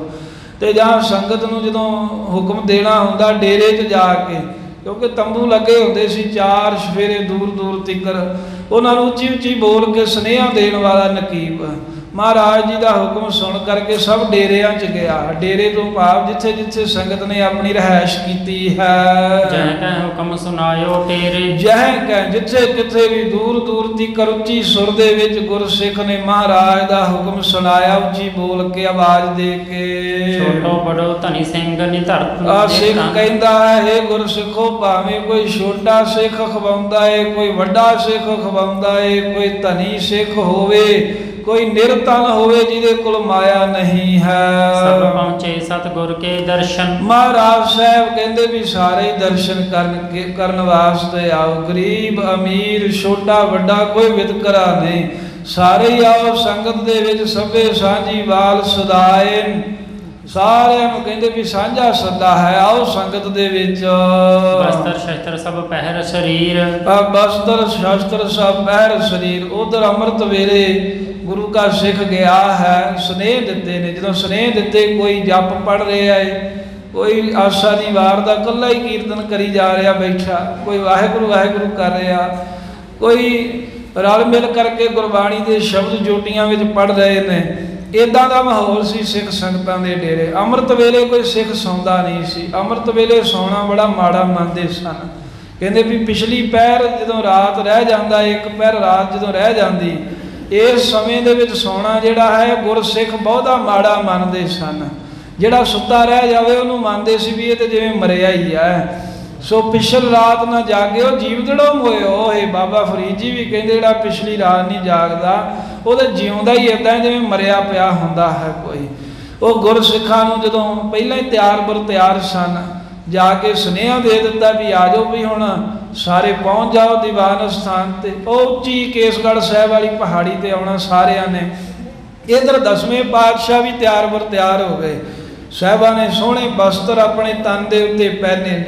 ਗਰੀਬ ਨਵਾਜ਼ ਸਤਿਗੁਰਾਂ ਨੇ ਨੀਲੇ ਰੰਗ ਦਾ ਬਾਣਾ ਇਤਿਹਾਸ 'ਚ ਲਿਖਿਆ ਨੀਲੇ ਰੰਗ ਦਾ ਉਦਣ ਵਿਸਾਖੀ ਤੇ ਚੋਲਾ ਪਾਇਆ ਪਾਤਸ਼ਾਹ ਜੀ ਨੇ ਤੇ ਨੀਲੇ ਰੰਗ ਦਾ ਬਾਣਾ ਪਹਿਨ ਕੇ ਉਤੋਂ ਦੀ ਕਲਗੀਧਰ ਮਹਾਰਾਜ ਜੀ ਨੇ ਸੋਹਣੇ ਸ਼ਸਤਰ ਸਜਾ ਲਏ। ਚਲੇ ਗੁਰੂ ਸਿੰਘ ਰਮਨ ਸਧੀਰ। ਤੇ ਆ ਤਿਆਰ ਬਰ ਤਿਆਰ ਹੋ ਕਰਕੇ ਗੁਰੂ ਗੋਬਿੰਦ ਸਿੰਘ ਮਹਾਰਾਜ ਏਦਾਂ ਧੀਰਜ ਨਾਲ ਜਾ ਰਹੇ ਨੇ ਜਿਵੇਂ ਸ਼ੇਰ ਆਪਣੀ ਮਸਤੀ ਨਾਲ ਚੱਲਦਾ ਨਾ ਕੋਈ ਡਰ ਨਹੀਂ ਹੁੰਦਾ ਕੋਈ ਕਾਹਲੀ ਨਹੀਂ ਹੁੰਦੀ ਤੇ ਮਸਤ ਮਸਤ ਹੋ ਕੇ ਚੱਲਦਾ ਹੈ। ਸਹਿਜੇ ਸਹਿਜੇ ਸ਼ੇਰ ਜਦੋਂ ਤੁਰਦਾ ਆਮ ਹੀ ਅੱਜ ਕੱਲ੍ਹ ਵੇਖ ਲਈਦਾ ਵੀਡੀਓ ਤੇ ਵੀ ਬੜਾ ਮਸਤ ਹੋ ਕੇ ਚੱਲਦਾ ਹੈ ਬੇਫਿਕਰੀ ਨਾਲ।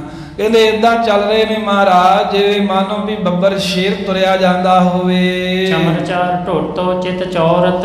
ਤੇ ਪਾਤਸ਼ਾਹ ਜੀ ਦੇ ਸੀਸ ਦੇ ਉੱਤੇ ਬੜਾ ਹੀ ਸੋਹਣਾ ਚੌਰ ਸਾਹਿਬ ਝੁੱਲ ਰਿਹਾ ਹੈ। ਕਲਗੀ ਝੁਲਤ ਝਲਕ ਸ਼ਬ ਸ਼ੋਰਤ। ਮਹਾਰਾਜ ਦੇ ਦਮਾਲੇ ਦੇ ਉੱਤੇ ਕਲਗੀ ਸਜੀ ਹੋਈ ਹੈ। ਜਦੋਂ ਤੁਰਦੇ ਨੇ ਤੇ ਹਵਾ ਦੇ ਨਾਲ ਝੂਲਦੀ ਹੈ। ਜਦੋਂ ਝੂਲਦੀ ਹੈ ਤੇ ਝਲਕ ਸ਼ਬ ਸ਼ੋਰਤ ਕਹਿੰਦੇ ਵੀ ਉਹ ਚੋਂ ਝਲਕਾਰਾ ਪੈਂਦਾ ਤੇ ਬੜੀ ਛਵੀ ਛੱਡਦੀ ਹੈ। ਮਹਾਰਾਜ ਦੀ ਕਲਗੀ ਦੇ ਵਿੱਚੋਂ ਹੀ ਸ਼ੋਭਾ ਦਾ ਪ੍ਰਕਾਸ਼ ਹੁੰਦਾ ਹੈ। ਸੰਗ ਬਹੁਤ ਸਿੱਖਨ ਭਟ ਭੀਰ। ਮਹਾਰਾਜ ਦੇ ਨਾਲ ਬਹੁਤੇ ਸਿੱਖ ਤੇ ਸੂਰਮਿਆਂ ਦੀ ਭੀੜ ਹੈ। ਦਇਆ ਰਾਮ ਪ੍ਰੋਹਤ ਵਰਗੇ ਸੂਰਮੇ ਮਹਾਰਾਜ ਸਾਹਿਬ ਦੇ ਆਲਮ ਸਿੰਘ ਉਡਣੇ ਵਰਗੇ ਸਿੱਖ ਹੋਰ ਵੀ ਅਨੇਕਾਂ ਸਿੱਖਾਂ ਸੰਗਤਾਂ ਦੀ ਮਹਾਰਾਜ ਦੇ ਮਗਰ ਮਗਰ ਭੀੜ ਚੱਲ ਰਹੀ ਆ। ਡੇਰੇ ਮਹਿੰਗੇ ਗੁਣੀ ਗਹੀਰਾ, ਤੇ ਜਿੱਥੇ ਡੇਰਾ ਲੱਗਾ ਭਾਵ ਜਿੱਥੇ ਹੁਣ ਤੁਹਾਡਾ ਤਖਤ ਸ੍ਰੀ ਕੇਸਗੜ੍ਹ ਸਾਹਿਬ ਵਾਲਾ ਸਥਾਨ ਹੈ ਖਾਲਸਾ ਜੀ, ਉਹ ਸਥਾਨ ਤੇ ਡੇਰਾ ਲੱਗਾ ਭਾਵ ਕਿ ਦੀਵਾਨ ਸਜਾਉਣ ਦੇ ਲਈ ਤਿਆਰੀ ਕੀਤੀ ਹੈ। ਤਾਂ ਕਲਗੀਧਰ ਮਹਾਰਾਜ ਸਾਹਿਬ ਸੱਚੇ ਪਾਤਸ਼ਾਹ ਗਹਿਰ ਗੰਭੀਰ ਸਤਿਗੁਰੂ ਉਸ ਅਸਥਾਨ ਤੇ ਦੀਵਾਨ ਵਿੱਚ ਪਹੁੰਚ ਗਏ। ਗਿਲਮ ਗਲੀਚ ਫਰਸ਼ ਰਮਣੀਕਾ, ਆ ਜਿੱਥੇ ਸੋਹਣੀਆਂ ਵਿਛਾਈਆਂ ਹੋਈਆਂ ਨੇ ਬੁਰਦਾਰ, ਕਹਿੰਦੇ ਵੀ ਉਹਨਾਂ ਦੇ ਬਣੇ ਹੋਏ ਗਲੀਚੇ ਵਿਛੇ ਹੋਏ ਨੇ, ਫਰਸ਼ ਰਮਣੀਕਾ। ਤੇ ਫਰਸ਼ ਤੋਂ ਭਾਵ ਹੈ ਵੀ ਜਿਹੜੀਆਂ ਵਿਛਾਈਆਂ ਕੀਤੀਆਂ ਨੇ, ਜਿਵੇਂ ਹੁਣ ਆਪਾਂ ਪੱਥਰ ਦਾ ਫਰਸ਼ ਕਹਿ ਦਿੰਦੇ ਆ, ਇਵੇਂ ਜਿਹੜੇ ਗਲੀਚੇ ਵਿਛਾਏ ਜਾਂਦੇ ਨੇ ਇਹਨੂੰ ਵੀ ਫਰਸ਼ ਹੀ ਕਹਿੰਦੇ ਨੇ। ਤੇ ਇਹਦਾ ਬੜਾ ਰਮਣੀਕ ਮਨ ਨੂੰ ਮੋਹ ਲੈਣ ਵਾਲਾ ਫਰਸ਼ ਚਾਰ ਸਫੇਰੇ ਵਿਛਾਇਆ ਹੈ, ਭਾਵ ਕਿ ਸੰਗਤ ਦੇ ਬੈਠਣ ਦੇ ਲਈ ਉੱਥੇ ਵੱਖਰੇ ਗਲੀਚੇ ਵਿਛੇ ਨੇ। ਮਹਾਰਾਜ ਸਾਹਿਬ ਜੀ ਦੇ ਵਾਸਤੇ ਵੱਖਰੇ ਵਿਸ਼ੇਸ਼ ਤੌਰ ਤੇ ਜਿਹਦੇ ਵਿੱਚ ਕਈ ਤਰ੍ਹਾਂ ਦਾ ਕਾਰੀਗਰਾਂ ਨੇ ਕੰਮ ਕੀਤਾ ਗਲੀਚੇ ਵਿਛੇ ਹਨ। ਪਸ਼ਮ ਰੰਗ ਨਾਨਾ ਬਿਦਨੀਕਾ, ਪਸ਼ਮ ਰੰਗ ਕਹਿੰਦੇ ਪਸ਼ਮ ਦੇ ਬਣੇ ਹੋਏ ਨੇ ਤੇ ਨਾਨਾ ਤਰ੍ਹਾਂ ਦੇ ਜਿਹਦੇ ਵਿੱਚ ਰੰਗ ਬੜੇ ਸੋਹਣੇ ਹਨ। ਹੀਰੇ ਜਤ ਪੁੱਟ ਕੇ ਪਾਵੇ, ਫਿਰ ਜਿੱਤੇ ਮਹਾਰਾਜ ਨੇ ਸੱਜਣਾ ਉਹ ਪਲੰਗਾ ਕੈਸਾ ਏ, ਕਹਿੰਦੇ ਹੀਰੇ ਜਰਤ, ਹੀਰੇ ਜੜੇ ਹੋਏ ਨੇ ਪੁਰਟ ਕੇ ਪਾਵੇ, ਤੇ ਸੋਨੇ ਦੇ ਬਣੇ ਹੋਏ ਪਾਵੇ ਹਨ ਮਹਾਰਾਜ ਦੇ ਸਿੰਘਾਸਣ ਦੇ, ਤੇ ਉਹਦੇ ਉੱਤੋਂ ਦੀ ਹੀਰਿਆਂ ਦੀ ਜੜਤ ਕੀਤੀ ਹੋਈ ਆ। ਸੁੰਦਰ ਬੀਚ ਪਰਿਅੰਕ ਸੁਹਾਵੇ, ਐਸਾ ਜਿਹੜਾ ਸੋਹਣਾ ਪਰਿਅੰਕ, ਐਸਾ ਜਿਹੜਾ ਸੋਹਣਾ ਮਹਾਰਾਜ ਜੀ ਦਾ ਆਸਣ ਹੈ, ਉਹਦੇ ਉੱਤੇ ਮਹਾਰਾਜ ਜਾ ਕੇ ਬਿਰਾਜਮਾਨ ਹੋ ਗਏ, ਜਿਹਦੇ ਸੋਨੇ ਦੇ ਪਾਵੇ ਨੇ ਤੇ ਹੀਰਿਆਂ ਦੀ ਜੜਤ ਹੈ। ਇਸ ਪਰ ਚੜ ਬੈਠੇ ਦੁੱਤ ਪਾਵਤ, ਆ ਧੰਨ ਗੁਰੂ ਕਲਗੀਧਰ ਮਹਾਰਾਜ ਉਸ ਪਲੰਗੇ ਦੇ ਉੱਤੇ, ਉਸ ਆਸਣ ਦੇ ਉੱਤੇ ਚੜ ਕੇ ਚੌਂਕੜਾ ਮਾਰ ਕੇ ਬੈਠ ਗਏ ਤੇ ਬੜੀ ਸ਼ੋਭਾ ਪਾ ਰਹੇ ਹਨ। ਕਾਵਤ ਚਲੇ ਸਿੱਖ ਹਰਕਾਵਤ, ਤੇ ਮਹਾਰਾਜ ਦਾ ਸੁਨੇਹਾ ਸੁਣਦੇ ਆਂ ਵੀ ਅੱਜ ਵਿਸਾਖੀ ਦੇ ਦਰਸ਼ਨ ਹੋਣੇ ਨੇ। ਕਈਆਂ ਦੇ ਮਨ ਵਿੱਚ ਬੜੀ ਉਤਸੁਕਤਾ ਹੈ, ਬੜੀ ਖਾਹਸ਼ ਹੈ ਵੀ ਵਿਸ਼ੇਸ਼ ਕਰਕੇ ਮਹਾਰਾਜ ਨੇ ਸੱਦਿਆ, ਪਤਾ ਨਹੀਂ ਵੀ ਕੀ ਗੁਰੂ ਸਾਹਿਬ ਨੇ ਕਹਿਣਾ ਹੋਵੇਗਾ ਵੀ ਸਾਨੂੰ ਸੱਦਿਆ ਹੈ। ਮਸੰਦ ਜਿਹੜੇ ਆ ਉਹ ਅੱਗੇ ਹੋ ਕੇ ਬਹਿੰਦੇ ਵੀ ਪਤਾ ਨਹੀਂ ਕਿਤੇ ਸਾਨੂੰ ਕੋਈ ਸਰੋਪਾ ਹੀ ਨਹੀਂ ਦੇਣਾ, ਸਾਨੂੰ ਕਿਤੇ ਮਹਾਰਾਜ ਨੇ ਕੋਈ ਅਹੁਦਾ ਹੀ ਨਾ ਦੇਣਾ ਹੋਵੇ। ਜਿਵੇਂ ਸਾਰੇ ਨਵੇਂ ਨਵੇਂ ਕੱਪੜੇ ਪਾ ਕਰਕੇ ਸੋਹਣੇ ਬਣ ਕੇ ਸਿੱਖ ਖੁਸ਼ ਹੋ ਕੇ ਆ ਰਹੇ ਨੇ। ਦਰਸ਼ਨ ਲਾਲਸਾ ਹਿਰਦੇ ਨ ਥੋਰੀ, ਦੇ ਮਹਾਰਾਜ ਦੇ ਦਰਸ਼ਨ ਕਰਨ ਦੀ ਲਾਲਸਾ ਥੋੜੀ ਨਹੀਂ ਹੈ, ਭਾਵ ਕਿ ਬਹੁਤ ਹੀ ਜ਼ਿਆਦੀ ਲਾਲਸਾ ਹੈ ਵੀ ਕਲਗੀਧਰ ਦੇ ਦਰਸ਼ਨ ਕਰੀਏ ਵਿਸਾਖੀ ਦੇ ਦਿਹਾੜੇ। ਆਨ ਪਹੁੰਚੇ ਸ੍ਰੀ ਪ੍ਰਭ ਔਰੀ, ਜਿੱਥੇ ਮਹਾਰਾਜ ਜੀ ਬਰਾਜ ਰਹੇ ਨੇ, ਸਿੱਖ ਚਾਰ ਸਫੇਰਿਓਂ ਚੱਲ ਚੱਲ ਕੇ ਪ੍ਰਭੂ ਗੁਰੂ ਕਲਗੀਧਰ ਮਹਾਰਾਜ ਵੱਲ ਆਣ ਪਹੁੰਚੇ। ਸੋਹਤ ਸੁੱਠ ਸੋਢੀ ਕੁਲ ਟੀਕਾ, ਸੋਢੀਆਂ ਦੀ ਕੁਲ ਦੇ ਟੀਕਾ ਕੀ ਹੁੰਦਾ ਵੀ ਸ਼੍ਰੋਮਣੀ ਗੁਰੂ ਗੋਬਿੰਦ ਸਿੰਘ ਮਹਾਰਾਜ ਕਹਿੰਦੇ ਵੀ ਬੜੇ ਸੁੰਦਰ ਲੱਗ ਰਹੇ ਨੇ, ਬੜੇ ਸੋਹਣੇ ਫੱਬ ਰਹੇ ਹਨ। ਦਰਸ਼ਨ ਕਰੇ ਭਾਵ ਧਰ ਜੀ ਕਾ, ਤੇ ਜਿਹੜਾ ਵੀ ਕੋਈ ਗੁਰੂ ਕਾ ਸਿੱਖ ਆਉਂਦਾ ਭਾਵਨਾ ਰੱਖ ਕੇ ਦਿਲ ਦੀ ਮਹਾਰਾਜ ਦੇ ਦਰਸ਼ਨ ਕਰਕੇ ਨਿਹਾਲ ਹੁੰਦਾ ਜਾ ਰਿਹਾ ਹੈ। ਜੁਗਲ ਚਰਨ ਅੰਬੁਜ ਅਰੁਨਾਰੇ, ਤੇ ਤੇ ਮਹਾਰਾਜ ਦੇ ਸਰੂਪ ਦੀ ਸ਼ੋਭਾ ਕਰਦੇ ਨੇ। ਸ਼ਿੰਗਾਰ ਰਸ ਕਵੀ ਜੀ ਇੱਥੇ ਪੇਸ਼ ਕਰਨ ਲੱਗੇ ਨੇ। ਤੇ ਸ਼ੋਭਾ ਕਿੱਥੋਂ ਸ਼ੁਰੂ ਕਰਨਗੇ? ਮਹਾਰਾਜ ਦੇ ਚਰਨਾਂ ਦੇ ਥੱਲੇ ਪਾਸਿਓਂ, ਜੋ ਤਲੀਆਂ ਉੱਥੋਂ ਸ਼ੋਭਾ ਕਰਕੇ ਤੇ ਮਹਾਰਾਜ ਦੀ ਉੱਚੀ ਕਲਗੀ ਤੀਕਰ ਸ਼ੋਭਾ ਲੈ ਕੇ ਜਾਣਗੇ। ਅੰਗ ਅੰਗ ਦੇ 10ਵੇਂ ਪਾਤਸ਼ਾਹ ਦੇ ਦਰਸ਼ਨ ਕਰਾ ਰਹੇ ਨੇ। ਕਵੀ ਜੀ ਕਹਿੰਦੇ ਵੀ ਧੰਨ ਗੁਰੂ ਜੋ ਕਲਗੀਧਰ ਪਾਤਸ਼ਾਹ ਹਨ, ਜੁਗਲ ਚਰਨ ਅੰਬੁਜ ਅਰੁਨਾਰੇ, ਚੌਂਕੜਾ ਮਾਰ ਕੇ ਬੈਠੇ ਸਨ, ਜਿਸ ਕਰਕੇ ਉਹਨਾਂ ਦੇ ਭਾਰ ਪਿਆ ਹੈ ਦੋਵਾਂ ਚਰਨਾਂ ਤੇ ਮਹਾਰਾਜ ਸਾਹਿਬ ਜੀ ਦੇ ਦੋਵੇਂ ਜਿਹੜੇ ਚਰਨ ਹਨ ਕਹਿੰਦੇ ਲਾਲ ਰੰਗ ਦੇ ਨੇ। ਚਰਨਾਂ ਦਾ ਜਿਹੜਾ ਰੰਗ ਲਾਲ ਹੋਇਆ ਪਿਆ ਹੈ। ਜਦੋਂ ਆਪਾਂ ਵੀ ਚੌਂਕੜਾ ਮਾਰ ਕੇ ਬੈਠੀਏ ਤੇ ਪੈਰਾਂ 'ਚ ਲਾਲੀ ਆ ਜਾਂਦੀ, ਪਰ ਸਤਿਗੁਰਾਂ ਦੇ ਤਾਂ ਲਾਲੀ ਸਦਾ ਹੀ ਚੜੀ ਰਹਿੰਦੀ ਸੀ। ਲਾਲੀ ਚੜ੍ਹਦੀ ਕਲਾ ਦਾ ਪ੍ਰਤੀਕ ਹੁੰਦੀ ਹੈ। ਸਰੀਰ ਦੇ ਉੱਤੇ ਲਾਲੀ ਆਉਣੀ, ਜਿਹਦਾ ਰੰਗ ਲਾਲ ਹੋਵੇ ਲੋਕ ਪੁੱਛਦੇ ਤੇਰਾ ਰੰਗ ਬੜਾ ਲਾਲ ਹੈ, ਇੱਕ ਚੰਗੀ ਚੀਜ਼ ਹੀ ਮੰਨੀ ਜਾਂਦੀ। ਤੇ ਮਹਾਰਾਜ ਦੇ ਚਰਨ ਕਹਿੰਦੇ ਲਾਲ ਹਨ, ਦੋਵੇਂ ਬੜੇ ਸੁੰਦਰ। ਨਖ ਪਿਖ ਸਸ ਟੁਕਰਾ ਦੁਤਹਾਰੇ, ਤੇ ਦੋਵੇਂ ਜਿਹੜੇ ਚਰਨ ਹਨ ਮਹਾਰਾਜ ਸਾਹਿਬ ਜੀ ਦੇ, ਉਹਨਾਂ ਦੇ ਜਿਹੜੇ ਨਖ ਪਿਖ, ਉਹਨਾਂ ਦੇ ਨੋਹਾਂ ਦੀ ਐਸੀ ਸ਼ੋਭਾ ਏ ਵੀ ਮਹਾਰਾਜ ਦੇ ਚਰਨਾਂ ਦੇ ਨੋਹਾਂ ਦੀ ਸੁੰਦਰਤਾ ਵੇਖ ਕੇ ਜਿਹੜਾ ਚੰਦਰਮਾ ਦਾ ਟੁਕੜਾ ਹੈ ਨਾ, ਉਹ ਵੀ ਕਹਿੰਦੇ ਆਪਣੀ ਸ਼ੋਭਾ ਹਾਰ ਜਾਵੇ। ਚੰਦਰਮਾ ਵੀ ਇੰਨਾ ਸੋਹਣਾ ਨਹੀਂ ਲੱਗਦਾ ਜਿੰਨੇ ਸੋਹਣੇ ਮਹਾਰਾਜ ਦੇ ਚਰਨਾਂ ਦੇ ਨੋਹ ਹਨ। ਮਰਿਦਰ ਅਧਿਕ ਰੇਖਾ ਜੁਤ ਤਰਵਾ, ਤੇ ਫਿਰ ਮਹਾਰਾਜ ਦੇ ਜਿਹੜੇ ਚਰਨ ਹਨ, ਚਰਨਾਂ ਦੇ ਹੇਠੇ ਜਿਹੜੀਆਂ ਮਹਾਰਾਜ ਦੇ ਚਰਨਾਂ ਦੀਆਂ ਤਲੀਆਂ ਨੇ ਕਹਿੰਦੇ ਬੜੀਆਂ ਮਿਰਦੁਲ ਨੇ। ਬਹੁਤ ਹੀ ਕੋਮਲ ਤੇ ਲਾਲ ਰੰਗ ਦੀਆਂ ਮਹਾਰਾਜ ਦੀਆਂ ਚਰਨਾਂ ਦੀਆਂ ਤਲੀਆਂ ਹਨ ਤੇ ਰੇਖਾ ਉਹਦੇ ਉੱਤੇ ਹੈ। ਚਰਨ ਬੜੇ ਕੋਮਲ ਨੇ ਤੇ ਰੇਖਾ ਦੇ ਸਹਿਤ ਦਿਖ ਰਹੇ ਨੇ, ਚਰਨਾਂ ਵਿੱਚ ਰੇਖਾ ਲਕੀਰਾਂ ਵਗੀਆਂ ਨੇ। ਸੋਦਤ ਜਾਣੇ ਜਿਨੇ ਨਿਹਰਵਾ। ਤੇ ਕਵੀ ਜੀ ਕਹਿੰਦੇ ਵੀ ਉਹ ਮਹਾਰਾਜ ਦੇ ਚਰਨਾਂ ਦੀ ਜਿਹੜੀ ਸੁੰਦਰਤਾ ਹੈ, ਕਹਿੰਦੇ ਵੀ ਉਹ ਐਦਾਂ ਬਿਆਨ ਨਹੀਂ ਕੀਤੀ ਜਾ ਸਕਦੀ। ਉਸ ਸ਼ੋਭਾ ਨੂੰ ਤੇ ਉਹੀ ਜਾਣਦਾ ਜਿਹਨੇ ਆਪਣੀਆਂ ਅੱਖਾਂ ਨਾਲ ਮਹਾਰਾਜ ਦੇ ਚਰਨਾਂ ਦੇ ਦਰਸ਼ਨ ਕੀਤੇ। ਮਹਾਰਾਜ ਦੇ ਚਰਨਾਂ ਦੀ, ਸਤਿਗੁਰੂ ਦੇ ਚਰਨਾਂ ਦੀ ਤਲੀਆਂ ਦੀ ਸ਼ੋਭਾ ਉਹੀ ਜਾਣਦਾ ਜਿਹਨੇ ਆਪਣੇ ਨੇਤਰਾਂ ਦੇ ਨਾਲ ਮਹਾਰਾਜ ਜੀ ਦੇ ਚਰਨ ਦਰਸ਼ਨ ਕੀਤੇ, ਚਰਨ ਦੇਖੇ ਹਨ। ਜੁਗਲ ਜੰਗ ਕਦਲੀ ਇੱਕ ਸਾਰੀ। ਫਿਰ ਮਹਾਰਾਜ ਦੇ ਤਲੀਆਂ ਤੋਂ, ਚਰਨਾਂ ਤੋਂ ਉੱਪਰ ਨੂੰ ਜੋ ਸਤਿਗੁਰੂ ਦੀਆਂ ਲੱਤਾਂ ਹਨ, ਸਤਿਗੁਰੂ ਮਹਾਰਾਜ ਜੀ ਦੇ ਪੱਟ ਨੇ, ਕਹਿੰਦੇ ਦੋਹਾਂ ਲੱਤਾਂ ਜਿਹੜੀਆਂ ਪੱਟਾਂ ਦੇ ਸਮੇਤ ਐਵੇਂ ਸਿੱਧੀਆਂ ਹਨ ਜਿਵੇਂ ਕੇਲੇ ਦਾ ਰੁੱਖ ਸਿੱਧਾ ਹੁੰਦਾ ਹੈ ਤੇ ਮੋਟਾ ਹੁੰਦਾ ਏ। ਕਟ ਮੈਂ ਕਾਸ਼ੀ ਕਸ਼ੀ ਸ਼ਬ ਨਿਆਰੀ। ਤੇ ਫਿਰ ਪੱਟਾਂ ਤੋਂ ਉੱਪਰ ਮਹਾਰਾਜ ਸਾਹਿਬ ਜੀ ਨੇ ਲੱਕ ਦੇ ਨਾਲ ਸੋਹਣਾ ਚਿੱਟੇ ਰੰਗ ਦਾ ਕਸ਼ਹਿਰਾ, ਕਹਿੰਦੇ ਘੁੱਟ ਕੇ ਬੰਨਿਆ ਹੋਇਆ ਕਸ਼ਹਿਰਾ ਮਹਾਰਾਜ ਸਾਹਿਬ ਦਾ ਸੱਜ ਰਿਹਾ ਏ। ਇੱਥੇ ਵੇਖੋ ਸਰੂਪ ਦੇ ਦਰਸ਼ਨ ਕਰਾਏ ਨੇ। ਤੇ ਜੇ ਇੱਥੇ ਕਈ ਫੋਟੋਆਂ ਵਾਲਿਆਂ ਨੇ ਪਜਾਮੀਆਂ ਬਣਾਈਆਂ ਹੁੰਦੀਆਂ ਮਹਾਰਾਜ ਨੇ, ਜੇ ਪਜਾਮੀ ਹੁੰਦੀ ਤੇ ਕਵੀ ਜੀ ਨੇ ਇੱਥੇ ਪਹਿਲਾਂ ਲਿਖਣਾ ਸੀ ਵੀ ਉੱਤੋਂ ਦੀ ਪਜਾਮੀ ਪਾਈ ਤੇ ਫਿਰ ਕਸ਼ਹਿਰੇ ਦੀ ਗੱਲ ਕਰਨੀ ਸੀ। ਮਹਾਰਾਜ ਦੀਆਂ ਲੱਤਾਂ ਕਹਿੰਦੇ ਵੀ ਕੇਲੇ ਵਰਗੀਆਂ ਸਿੱਧੀਆਂ ਨੇ, ਕੇਲੇ ਦੇ ਦਰਖਤ ਵਰਗੀਆਂ, ਬੂਟੇ ਵਰਗੀਆਂ। ਤੇ ਲੱਕ ਦੇ ਨਾਲ ਮਹਾਰਾਜ ਨੇ ਚਿੱਟੇ ਰੰਗ ਦਾ ਸੋਹਣਾ ਕਸ਼ਹਿਰਾ ਕੱਸ ਕੇ ਬੰਨਿਆ ਹੋਇਆ ਜਿਹੜਾ ਵੱਖਰੀ ਹੀ ਸ਼ੋਭਾ ਪਾ ਰਿਹਾ ਹੈ। ਕੁੰਭੀ ਡਿੰਬ ਸੁੰਡ ਭੁਜ ਦੰਡੇ। ਤੇ ਫਿਰ ਮਹਾਰਾਜ ਸਾਹਿਬ ਸੱਚੇ ਪਾਤਸ਼ਾਹ ਜੀ ਦੀਆਂ ਬਾਹਾਂ ਏਦੀਆਂ ਨੇ ਜਿਵੇਂ ਕੁੰਭੀ ਹੁੰਦੀ ਹੈ, ਹਾਥੀ ਦਾ ਜਿਹੜਾ ਬੱਚਾ ਹੁੰਦਾ ਹੈ ਨਾ, ਕੁੰਭੀ ਡਿੰਬ। ਕਹਿੰਦੇ ਵੀ ਜਿਵੇਂ ਹਾਥੀ ਦਾ ਬੱਚਾ ਹੁੰਦਾ ਹੈ, ਕਹਿੰਦੇ ਵੀ ਇਸ ਤਰ੍ਹਾਂ ਹਥਨੀ ਦਾ ਜਿਹੜਾ ਬੱਚਾ ਹੈ ਉਹਦੀ ਜਿਹੜੀ ਸੁੰਡ ਹੁੰਦੀ ਹੈ ਨਾ ਜਿੱਦਾਂ ਦੀ, ਇਦਾਂ ਦੇ ਮਹਾਰਾਜ ਸਾਹਿਬ ਜੀ ਦੇ ਭੁਜਦੰਡੇ ਹਨ। ਹਾਥੀ ਦੇ ਬੱਚੇ ਦੀ ਸੁੰਡ ਵਰਗੇ ਮਹਾਰਾਜ ਜੀ ਦੇ ਬਾਹਾਂ ਹਨ।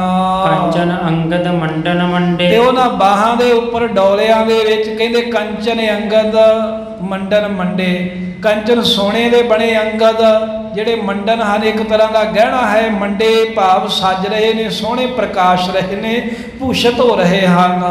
ਘਟ ਮੈਂ ਜਟਤ ਤੁਨੀਰ ਸੁਹਾਵੇ। ਤੇ ਫਿਰ ਮਹਾਰਾਜ ਸਾਹਿਬ ਜੀ ਦੇ ਕੱਪੜਿਆਂ ਦੇ ਉੱਤੇ ਕਹਿੰਦੇ ਘਟ ਮੈਂ ਲੱਕ ਦੇ ਨਾਲ ਜਟਤ ਤੁਨੀਰ ਸੁਹਾਇਓ। ਕਹਿੰਦੇ ਸੋਨੇ ਹੀਰਿਆਂ ਦੀ ਜਟਤ ਦੇ ਨਾਲ ਸੋਹਣਾ ਜਿਹੜਾ ਤੀਰਾਂ ਦਾ ਪੱਥਾ ਹੈ, ਜੜਾਊ ਪੱਥਾ ਮਹਾਰਾਜ ਜੀ ਦੇ ਲੱਕ ਨਾਲ ਕੱਸਿਆ ਹੋਇਆ ਸੁਹਾਰਿਆ ਏ। ਚੰਦਰਹਾਸ ਇੱਕ ਦਿਸ਼ ਸ਼ਬ ਪਾਏ। ਇੱਕ ਪਾਸੇ ਖੱਬੇ ਪਾਸੇ ਗਾਤਰੇ ਦੇ ਵਿੱਚ ਵੱਡੀ ਸ੍ਰੀ ਸਾਹਿਬ ਮਹਾਰਾਜ ਨੇ, ਚੰਦਰਹਾਸ ਕਹਿੰਦੇ ਨੇ ਸ੍ਰੀ ਸਾਹਿਬ ਨੂੰ, ਕਈ ਨਾਮ ਨੇ। ਕਰਾਚੌਲ ਵੀ ਸ੍ਰੀ ਸਾਹਿਬ ਦਾ ਨਾਮ ਹੈ। ਤੇ ਚੰਦਰਹਾਸ ਮਹਾਰਾਜ ਨੇ ਆਪਣੇ ਇੱਕ ਪਾਸੇ ਗਾਤਰੇ ਧਾਰਨ ਕੀਤੀ ਹੈ ਜੋ ਬਹੁਤ ਹੀ ਕਹਿੰਦੇ ਛਵੀ ਪਾ ਰਹੀ ਹੈ। ਤਨੁਖ ਕਠੋਰ ਸਕੰਦੈ ਧਾਰਾ। ਇੱਕ ਕਠੋਰ ਤਨਖ ਜਿਹੜਾ ਮਹਾਰਾਜ ਤੋਂ ਬਗੈਰ ਕੋਈ ਦੂਜਾ ਚਲਾ ਹੀ ਨਹੀਂ ਸੀ ਸਕਦਾ ਸਿੱਖ, ਉਹ ਕਠੋਰ ਤਨਖ ਮਹਾਰਾਜ ਨੇ ਆਪਣੇ ਮੋਢੇ ਦੇ ਉੱਤੇ ਟੰਗਿਆ ਹੈ। ਕੋਸਨ ਲੱਗ ਜਿਸ ਕੀ ਹੈ ਮਾਰ। ਜਿਸ ਦੇ ਵਿੱਚ ਜਦੋਂ ਤੀਰ ਚਿੱਲੇ ਦੇ ਚਾੜ ਕੇ ਮਹਾਰਾਜ ਜੀ ਚਲਾਉਂਦੇ ਨੇ, ਕਹਿੰਦੇ ਕਈ ਕਈ ਕੋਹਾਂ ਤੀਕਰ ਜਿਸ ਮਹਾਰਾਜ ਜੀ ਦੇ ਤੀਰ ਕਮਾਨ ਦੀ ਧਨਖ ਦੀ ਮਾਰ ਹੈ।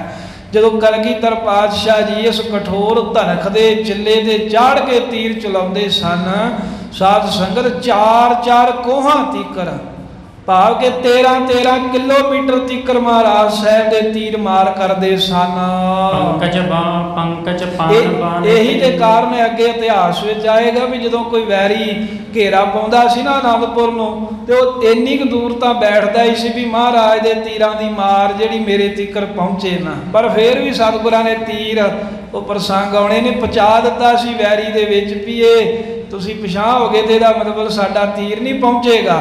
ਮਹਾਰਾਜ ਦੇ ਕਹਿੰਦੇ ਵੀ ਉਹ ਕਠੋਰ ਧਨਖ ਸਤਿਗੁਰਾਂ ਨੇ ਆਪਣੇ ਮੋਢੇ ਤੇ ਟੰਗਿਆ, ਜਿਸ ਧਨਖ ਵਿੱਚ ਚਿੱਲੇ 'ਚ ਚਾੜ ਕੇ ਚਲਾਇਆ ਹੋਇਆ ਤੀਰ ਕੋਹਾਂ ਤੀਕਰ ਮਾਰ ਕਰਦਾ ਹੈ। ਪੰਕਜ ਪਾਨ ਬਾਣ ਇੱਕ ਲੀਨੇ। ਤੇ ਫਿਰ ਉਹ ਪੱਥੇ ਵਿੱਚੋਂ ਇੱਕ ਤੀਰ ਕੱਢ ਕੇ ਖੱਪਰਾ ਚੌੜਾ ਤਿੱਖਾ ਤੀਰ ਆਪਣੇ ਕਮਲ ਵਰਗੇ ਹੱਥਾਂ ਵਿੱਚ ਮਹਾਰਾਜ ਨੇ ਪਕੜਿਆ ਹੋਇਆ। ਇੱਕ ਗੂਠਾ ਤੇ ਇੱਕ ਗੂਠੇ ਦੀ ਨਾਲ ਦੀ ਉਂਗਲੀ, ਇਹਦੇ ਵਿੱਚ ਕਾਨੀ ਫਸਾ ਕੇ ਤੇ ਮਹਾਰਾਜ ਨੂੰ ਫੇਰਦੇ ਘੁਮਾਉਂਦੇ ਨੇ ਫਿਰਕੀ ਦੀ ਨਿਆਈ। ਕਬ ਕਬ ਫੇਰ ਪਿਖੈ ਦ੍ਰਿਗ ਦੀਨੇ। ਤੇ ਮਹਾਰਾਜ ਸੱਚੇ ਪਾਤਸ਼ਾਹ ਜੀ ਕਬ ਕਬ ਫੇਰ, ਕਹਿੰਦੇ ਵੀ ਉਹ ਤੀਰ ਨੂੰ ਘੁਮਾਉਂਦੇ ਹੋਏ ਆਪਣੀਆਂ ਉਂਗਲਾਂ ਦੇ ਵਿੱਚ ਫਿਰਕੀ ਦੀ ਨਿਆਈ ਫੇਰਦੇ ਹੋਏ ਕਦੀ ਤੀਰ ਵੱਲ ਵੇਖਦੇ ਨੇ ਤੇ ਕਦੀ ਸੰਗਤ ਬੈਠੀ ਵੱਲ ਵੇਖਦੇ ਹਨ। ਸੋ ਤੰਗ ਸਿੰਘ ਕੀ ਨਿਆਈ। ਤੇ ਮਹਾਰਾਜ ਦੇ ਜਿਹੜੇ ਮੋਢੇ ਨੇ ਨਾ ਏਦਾਂ ਉੱਚੇ ਨੇ, ਜਿਵੇਂ ਸ਼ੇਰ ਦੇ ਮੋਢੇ ਵੇਖੋ ਉਹਨਾਂ ਦੇ ਉੱਚੇ ਹੁੰਦੇ ਵੱਖਰੇ ਹੀ ਦਿਖਦੇ ਹਨ, ਐਵੇਂ ਮਹਾਰਾਜ ਸਾਹਿਬ ਜੀ ਦੇ ਸਾਰੇ ਸਰੀਰ ਦੇ ਵਿੱਚ ਮੋਢੇ ਜਿਹੜੇ ਨੇ ਉਹ ਆਮ ਲੋਕਾਂ ਦੇ ਆਪਣੇ ਮੋਢੇ ਢਿੱਲੇ ਜਿਹੇ ਹੁੰਦੇ, ਮਹਾਰਾਜ ਦੇ ਸਿੱਧੇ ਤੇ ਉੱਚੇ ਮੋਢੇ ਹਨ। ਜਾਮਾ ਗਰੇ ਬਿਮੋਲ ਸੁਹਾਈ, ਤੇ ਜਿਹੜਾ ਸਰੀਰ ਦੇ ਉੱਤੇ ਨੀਲੇ ਰੰਗ ਦਾ ਬਾਣਾ ਪਹਿਨਿਆ ਬੜਾ ਕਹਿੰਦੇ ਕੀਮਤੀ ਬਹੁਤੇ ਮੁੱਲ ਦਾ ਹੈ, ਉਹਦਾ ਮੁੱਲ ਤਾਰ ਹੀ ਨਹੀਂ ਸਕਦਾ ਜਿਹੜਾ ਚੋਲਾ ਮਹਾਰਾਜ ਨੇ ਪਹਿਨਿਆ, ਬੜਾ ਸ਼ੋਭਨੀਕ ਹੋ ਰਿਹਾ ਹੈ। ਔਰ ਵਿਸਤਾਰ ਮੋਤੀਆਂ ਮਾਲਾ, ਛਾਤੀ ਮਹਾਰਾਜ ਜੀ ਦੀ ਚੌੜੀ ਹੈ, ਉਹਦੇ ਉੱਤੇ ਗਲੇ ਵਿੱਚ ਪਾਈ ਹੋਈ ਮੋਤੀਆਂ ਦੀ ਮਾਲਾ ਸੋਹਣੀ ਫੱਬ ਰਹੀ ਹੈ। ਝੁਲਤ ਚਮਕ ਦੁੱਤ ਹੋਤ ਉਜਾਲਾ, ਤੇ ਝੁਲਤ ਚਮਕ ਦੁੱਤ ਹੋ ਤੇ ਉਜਾਲਾ। ਵੇਖੋ ਸਾਰੇ ਸਰੂਪ ਦੇ ਦਰਸ਼ਨ ਕਰਾ ਰਹੇ ਨੇ ਕਵੀ ਜੀ। ਕਹਿੰਦੇ ਮਹਾਰਾਜ ਸਾਹਿਬ ਜੀ ਦੇ ਜੋ ਮੋਤੀਆਂ ਦੀ ਮਾਲਾ ਪਹਿਨੀ ਹੈ ਨਾ, ਚਿੱਟੇ ਮੋਤੀਆਂ ਦੀ, ਹਵਾ ਜਦੋਂ ਆਉਂਦੀ ਹੈ ਜਾਂ ਮਹਾਰਾਜ ਜਦੋਂ ਇੱਧਰ ਉੱਧਰ ਤੱਕਦੇ ਨੇ ਤੇ ਉਹ ਨਾਲ ਫਿਰ ਮਾਲਾ ਹਿੱਲਦੀ ਹੈ, ਤੇ ਜਿਹੜੀ ਮਾਲਾ ਹੈ ਉਹ ਝੂਲਦੀ ਹੈ, ਜਦੋਂ ਝੂਲਦੀ ਹੈ ਤੇ ਨਾਲ ਚਮਕਦੀ ਹੈ, ਜਦੋਂ ਚਮਕਦੀ ਹੈ ਬੜੀ ਉਹਦੀ ਕਹਿੰਦੇ ਵੀ ਉਜਲ ਸ਼ੋਭਾ ਹੁੰਦੀ ਹੈ, ਸੋਹਣਾ ਪ੍ਰਕਾਸ਼ ਪੈਂਦਾ ਹੈ। ਸ਼ਮਸ ਬਦਨ ਪਰ ਸੁੰਦਰ ਸੋਹੀ, ਤੇ ਫਿਰ ਮਹਾਰਾਜ ਦਾ ਜਿਹੜਾ ਚਿਹਰਾ ਹੈ, ਚਿਹਰਾ ਕੈਸਾ ਏ? ਕਹਿੰਦੇ ਸ਼ਮਸ ਬਦਨ ਪਰ ਸੁੰਦਰ ਸੋਹੀ, ਕਾਲੇ ਰੰਗ ਦਾ ਮਹਾਰਾਜ ਜੀ ਦਾ ਜਿਹੜਾ ਦਾੜਾ ਹੈ, ਸੋਹਣੇ ਮੁਖ ਦੇ ਉੱਤੇ ਬੜਾ ਸੋਹਣਾ ਫੱਬ ਰਿਹਾ ਹੈ। ਮਦ ਪਾਵਲ ਪੰਕਜ ਪਰ ਹੋਹੀ, ਜਿਵੇਂ ਕਹਿੰਦੇ ਕਮਲ ਦਾ ਫੁੱਲ ਹੁੰਦਾ ਹੈ ਨਾ, ਤੇ ਕਮਲ ਦੇ ਫੁੱਲ ਦੇ ਉੱਤੇ ਕਾਲੇ ਰੰਗ ਦੇ ਜਿਹੜੇ ਭੌਰੇ ਹਨ ਉਹ ਪੰਕਤੀਆਂ ਬਣਾ ਕੇ ਘੇਰਾ ਘੱਟ ਕੇ ਗੁੰਜਾਰਾਂ ਪਾਉਂਦੇ ਨੇ ਨਾ, ਇਵੇਂ ਮਹਾਰਾਜ ਜੀ ਦਾ ਸੋਹਣਾ ਮੁਖ ਕਹਿੰਦੇ ਜਿਵੇਂ ਕਮਲ ਖਿੜਿਆ ਹੈ। ਤੇ ਜਿਹੜੇ ਮਹਾਰਾਜ ਦੇ ਦਾੜੇ ਦੇ ਉੱਤੇ ਕੇਸ ਹਨ, ਚਿਹਰੇ ਦੇ ਚਾਰ ਸ਼ਫੇਰੇ, ਇਹ ਕਹਿੰਦੇ ਵੀ ਇਸ ਤਰ੍ਹਾਂ ਹਨ ਜਿਵੇਂ ਕਾਲੇ ਰੰਗ ਦੇ ਭੌਰੇ ਗੁੰਜਾਰਾਂ ਪਾਉਂਦੇ ਹੋਣ ਕਮਲ ਤੇ। ਕੁੰਡਲ ਚੰਚਲ ਕਾਨਨ ਮਾਹੀ, ਅਤੇ ਫਿਰ ਮਹਾਰਾਜ ਸਾਹਿਬ ਜੀ ਦੇ ਕੰਨਾਂ 'ਚ ਸੋਹਣੇ ਕਹਿੰਦੇ ਕੁੰਡਲ ਪਾਏ। ਸ਼ਿੰਗਾਰ ਰਸ ਇਹ ਹੁੰਦਾ ਵੀ ਕਈ ਗੱਲਾਂ ਕਵੀ ਫਿਰ ਆਪਣੇ ਕੋਲੋਂ ਕਹਿ ਦਿੰਦਾ, ਪੂਰੀ ਸੁੰਦਰਤਾ ਬਣਾਉਣੀ ਹੁੰਦੀ ਹੈ ਨਾ, ਕੁੰਡਲ ਨਹੀਂ ਸੀ ਮਹਾਰਾਜ ਪਹਿਨਦੇ, ਪਰ ਕਵੀ ਹੁਣ ਪੂਰੀ ਸ਼ੋਭਾ ਕਰ ਰਿਹਾ। ਵੇਖੋ ਚਰਨਾਂ ਦੀਆਂ ਤਲੀਆਂ ਤੋਂ ਲੈ ਕੇ ਤੇ ਹੁਣ ਮਹਾਰਾਜ ਦੀ ਦਸਤਾਰ ਤੀਕਰ ਜਾਂਦਿਆਂ ਜਾਂਦਿਆਂ ਜਿਹੜੇ ਅੰਗ ਤੇ ਜੋ ਸਜਾਇਆ ਉਹ ਦੱਸ ਰਹੇ ਨੇ। ਤੇ ਕੰਨਾਂ ਵਿੱਚ ਕਹਿੰਦੇ ਬੜੇ ਸੋਹਣੇ ਕੁੰਡਲ ਪਾਏ ਹਨ। ਮੁਖ ਮੰਡਲ ਪਰ ਸ਼ੋਭਤ ਸ਼ਾਹੀ, ਗੋਲ ਮਹਾਰਾਜ ਦਾ ਗੋਲ ਆਕਾਰ ਦਾ ਚਿਹਰਾ ਹੈ ਸਤਿਗੁਰੂ ਮਹਾਰਾਜ ਦਾ। ਮੁਖ ਮੰਡਲ, ਮੰਡਲ ਹੁੰਦਾ ਗੋਲ ਆਕਾਰ ਦਾ, ਵੀ ਸਤਿਗੁਰੂ ਮਹਾਰਾਜ ਜੀ ਦਾ ਗੋਲ ਸੋਹਣਾ ਮੁਖ ਹੈ ਤੇ ਉਹਦੇ ਉੱਤੇ ਕੁੰਡਲਾਂ ਦਾ ਪਰਛਾਵਾਂ ਪੈਂਦਾ ਏ। ਕਿਰਪਾ ਭਰੇ ਦਵ ਨੈਣ ਰਸੀਲੇ, ਫਿਰ ਨੇਤਰ ਕੈਸੇ ਨੇ ਮਹਾਰਾਜ ਦੇ? ਕਹਿੰਦੇ ਵੀ ਰਸ ਵਾਲੇ ਨੇ, ਪ੍ਰੇਮ ਰਸ ਨਾਲ, ਕਿਰਪਾ ਰਸ ਦੇ ਨਾਲ ਭਰੇ ਹੋਏ ਮਹਾਰਾਜ ਜੀ ਦੇ ਬੜੇ ਛਵੀ ਵਾਲੇ ਬੜੇ ਸੋਹਣੇ ਨੇਤਰ ਹਨ। ਚਿਤਵਨ ਤ੍ਰਿਸ਼ੇ ਸ਼ਕਤ ਛਬੀਲੇ, ਮਹਾਰਾਜ ਦੇ ਨੇਤਰਾਂ ਦੀ ਤੱਕਣੀ ਕਹਿੰਦੇ ਬੜੀ ਤਿੱਖੀ ਹੈ, ਜਿਹਨੂੰ ਗੁਰੂ ਗ੍ਰੰਥ ਸਾਹਿਬ ਵਿੱਚ ਕਹਿੰਦੇ ਨਾ ਕਿਰਪਾ ਕਟਾਖ ਅਵਲੋਕਨ ਕੀਨੋ। ਕਿਰਪਾ ਕਟਾਖ ਤੋਂ ਭਾਵ ਹੈ ਵੀ ਤਿੱਖੀ ਨਿਗਾਹ, ਜਿਵੇਂ ਖੰਜਰ ਹੁੰਦੀ ਹੈ, ਜਿਵੇਂ ਕਟਾਰ ਹੁੰਦੀ ਹੈ ਨਾ, ਜਿਵੇਂ ਉਹ ਜਿਹਦੇ ਵੱਜੇ ਤੇ ਉਹਦੇ ਅੰਗ ਨੂੰ ਚੀਰਦੀ ਜਾਂਦੀ ਹੈ ਨਾ, ਐਵੇਂ ਤਿੱਖੀ ਨਿਗਾਹ ਹੈ ਮਹਾਰਾਜ ਦੀ, ਜਿਹਦੇ ਤੇ ਪੈਂਦੀ ਹੈ ਬਸ ਉਸੇ ਵੇਲੇ ਕਹਿੰਦੇ ਵੀ ਉਹਦੇ ਦਿਲ ਨੂੰ ਚੀਰਦੀ ਜਾਂਦੀ, ਉਹਦੇ ਦਿਲ ਵਿੱਚ ਮਹਾਰਾਜ ਦਾ ਪ੍ਰੇਮ ਤੇ ਕਿਰਪਾ ਧੱਸ ਜਾਂਦੀ ਹੈ। ਐਵੇਂ ਕਟਾਰ ਵਰਗੀ ਤਿੱਖੀ ਨਿਗਾਹ ਹੈ ਗੁਰੂ ਗੋਬਿੰਦ ਸਿੰਘ ਮਹਾਰਾਜ ਸੱਚੇ ਪਾਤਸ਼ਾਹ ਦੀ। ਤੇ ਤਿਰਛੀ ਨਿਗਾਹ ਸ਼ਕਤ ਛਬੀਲੇ, ਤੇ ਕਹਿੰਦੇ ਵੀ ਛਬੀਲੇ, ਛਵੀ ਦੇ ਨਾਲ ਸ਼ਕਤ ਕੀ ਹੈ? ਭਰੀ ਹੋਈ ਬੜੀ ਸੋਹਣੀ ਛਵੀ ਹੈ। ਮਹਾਰਾਜ ਸਾਹਿਬ ਦੇ ਨੇਤਰਾਂ ਦਾ ਬੜਾ ਪ੍ਰਤਾਪ ਹੈ। ਬਿਨ ਗੁਣ ਧਨੁਕ ਕੁਟਲ ਅਸ ਭਉ ਹੈ, ਤੇ ਮਹਾਰਾਜ ਦੀਆਂ ਫਿਰ ਅੱਖਾਂ ਦੇ ਉੱਤੇ ਜਿਹੜੀਆਂ ਭੌਹਾਂ ਹਨ, ਜਿਹੜੇ ਭਰਵੱਟੇ ਨੇ ਕਹਿੰਦੇ ਵੀ ਇਦਾਂ ਦੇ ਨੇ ਵੀ ਜਿਵੇਂ ਧਨਖ ਦੇ ਉੱਤੇ ਚਿੱਲਾ ਨਾ ਹੋਵੇ। ਉਹ ਧਨਖ ਦੀ ਚਿੱਲੀ ਉੱਤੇ ਤੰਦੀ ਜੀ ਹੁੰਦੀ ਹੈ ਨਾ, ਤੇ ਵਿਚਕਾਰ ਜਿਹੀ ਚਿੱਲਾ ਹੁੰਦਾ, ਕਹਿੰਦੇ ਉਹ ਤੰਦੀ ਦੇ ਚਿੱਲੇ ਤੋਂ ਬਗੈਰ ਜਿਸ ਤਰ੍ਹਾਂ ਦਾ ਧਨਖ ਹੁੰਦਾ ਹੈ ਨਾ ਮੁੜਿਆ ਹੋਇਆ, ਇਦਾਂ ਧਨਖ ਵਰਗੇ ਆਕਾਰ ਦੇ ਮਹਾਰਾਜ ਸਾਹਿਬ ਜੀ ਦੀਆਂ ਭੌਹਾਂ ਕੀ ਮਹਾਰਾਜ ਦੇ ਭਰਵੱਟੇ ਹਨ। ਹਾਲ ਭਾਗ ਭਰ ਹੋਏ ਸਭ ਮੋਹ ਹੈ, ਤੇ ਭਾਲ ਭਾਗ ਪਰ ਫਿਰ ਮਹਾਰਾਜ ਦਾ ਮੱਥਾ ਕੈਸਾ ਹੈ? ਕਹਿੰਦੇ ਮਹਾਰਾਜ ਦਾ ਜਿਹੜਾ ਭਾਲ ਮੱਥਾ ਹੈ ਭਾਗ ਪਰ ਕਹਿੰਦੇ ਭਾਗਾਂ ਨਾਲ ਭਰਿਆ ਪਿਆ ਹੈ। ਕੁੱਲ ਦੁਨੀਆ ਦੇ ਚੰਗੇ ਭਾਗ ਮਹਾਰਾਜ ਦੇ ਮੱਥੇ ਵਿੱਚ ਹੀ ਬਰਾਜ ਰਹੇ ਨੇ। ਭਾਲ ਭਾਗ ਭਰ ਹੋਏ ਸਭ ਸੋਹੈ, ਮਹਾਰਾਜ ਸਾਹਿਬ ਜੀ ਦਾ ਮੱਥਾ ਭਾਗਾਂ ਭਰਿਆ ਹੈ ਤੇ ਬਹੁਤ ਸੋਹਣਾ ਕਹਿੰਦੇ ਸ਼ੋਭਾ ਪਾ ਰਿਹਾ ਹੈ, ਮਾਨੋ ਸਾਰੇ ਭਾਗ ਮੱਥੇ ਵਿੱਚ ਸ਼ੋਭ ਰਹੇ ਹੋਣ। ਚਿਕਨੇ ਕੇਸ ਪਾਸ ਸਰਸਾਏ, ਫਿਰ ਮਹਾਰਾਜ ਦੇ ਸਿਰ ਦੇ ਕੇਸ ਕੈਸੇ ਨੇ? ਕਹਿੰਦੇ ਚਿਕਨੇ ਨੇ, ਚੀਕਨੇ ਕੇਸ ਹੁੰਦੇ ਆ ਵੀ ਜਿਹੜੇ ਇਹ ਕਾਲੇ ਹੋਣ ਤੇ ਲਿਸ਼ਕਦੇ ਹੋਣ, ਕਾਲੇ ਤੇ ਲਿਸ਼ਕਣੇ ਕੇਸ ਹਨ ਮਹਾਰਾਜ ਸਾਹਿਬ ਜੀ ਦੇ। ਮਾਨੋ ਵੀ ਜਿਸ ਢੰਗ ਦੇ ਨਾਲ ਕੋਈ ਫਾਹੀ ਬਣੀ ਹੋਵੇ ਨਾ, ਜਿਵੇਂ ਰੱਸੇ ਨੂੰ ਗੋਲ ਜਿਹਾ ਬਣਾ ਕੇ ਫਾਹੀ ਜੀ ਬਣਾਈ ਦੀ ਆ, ਇਦਾਂ ਮਹਾਰਾਜ ਦੇ ਚੀਕਨੇ ਕੇਸ ਹਨ ਤੇ ਫਾਹੀ ਦੇ ਸਦਰਸ਼ ਅੱਗੋਂ ਮੁੜੇ ਹੋਏ ਨੇ। ਜਨ ਪੰਨਗ ਸ਼ੌਨਾ ਸਮੁਦਾਇ। ਮੰਨ ਲਓ ਵੀ ਜਿਵੇਂ ਸੱਪ ਦੇ ਬੱਚੇ ਹੁੰਦੇ ਨੇ ਨਾ, ਇਦਾਂ ਸੱਪ ਦੇ ਬੱਚਿਆਂ ਵਰਗੇ ਕਾਲੇ ਰੰਗ ਦੇ ਮਹਾਰਾਜ ਜੀ ਦੇ ਕੇਸ ਹਨ। ਸੀਸ ਬੰਦੀ ਉਸ਼ਨੀਕ ਉਹ ਸੁਹਾਈ। ਕਾਲੇ ਕੇਸ ਮਹਾਰਾਜ ਨੇ ਉਹਨਾਂ ਦਾ ਜੂੜਾ ਕੀਤਾ ਹੈ, ਕੇਸ ਕੀ ਕਰਕੇ, ਤੇ ਉਹਦੇ ਉੱਤੋਂ ਦੀ ਵੱਡੀ ਮਹਾਰਾਜ ਜੀ ਨੇ ਦਸਤਾਰ ਬੰਨੀ, ਦਮਾਲਾ ਸਜਾਇਆ ਹੋਇਆ ਮਹਾਰਾਜ ਦਾ ਸੋਹਣਾ ਫੱਬ ਰਿਹਾ ਹੈ। ਪਰ ਜਿਗਾ ਅਧਿਕ ਛਪਛਾਈ। ਉਸ ਨੀਕ ਤੋਂ ਭਾਵ ਹੁੰਦਾ ਵੀ ਮਹਾਰਾਜ ਦੀ ਜਿਹੜੀ ਦਸਤਾਰ ਉੱਚੀ ਹੈ, ਦਮਾਲਾ ਉੱਚਾ ਬੜਾ ਸ਼ੋਭ ਰਿਹਾ ਹੈ, ਤੇ ਦਮਾਲੇ ਦੇ ਉੱਤੇ ਉੱਪਰ ਜਗਾ, ਉਹਦੇ ਉੱਤੇ ਕਹਿੰਦੇ ਜਗਾ ਬੱਧੀ ਹੋਈ ਹੈ, ਅਧਿਕ ਛਪਛਾਈ, ਜਿਹਦੀ ਜਿਹੜੀ ਛਵੀ ਹੈ ਸੁੰਦਰਤਾ ਬਹੁਤੀ ਛਾ ਰਹੀ, ਪ੍ਰਕਾਸ਼ ਰਹੀ ਹੈ। ਕਲਗੀ ਝੁਲਤ ਉਤੰਗ ਸੁਰੰਗਾ। ਤੇ ਜਗਾ ਦੇ ਉੱਤੇ ਫਿਰ ਕਲਗੀ ਸਜਾਈ ਹੋਈ ਹੈ ਮਹਾਰਾਜ ਜੀ ਨੇ, ਉੱਚੀ ਕਹਿੰਦੇ ਬੜੇ ਸੋਹਣੇ ਰੰਗ ਦੀ ਮਹਾਰਾਜ ਜੀ ਦੀ ਕਲਗੀ ਸ਼ੋਭ ਰਹੀ ਹੈ।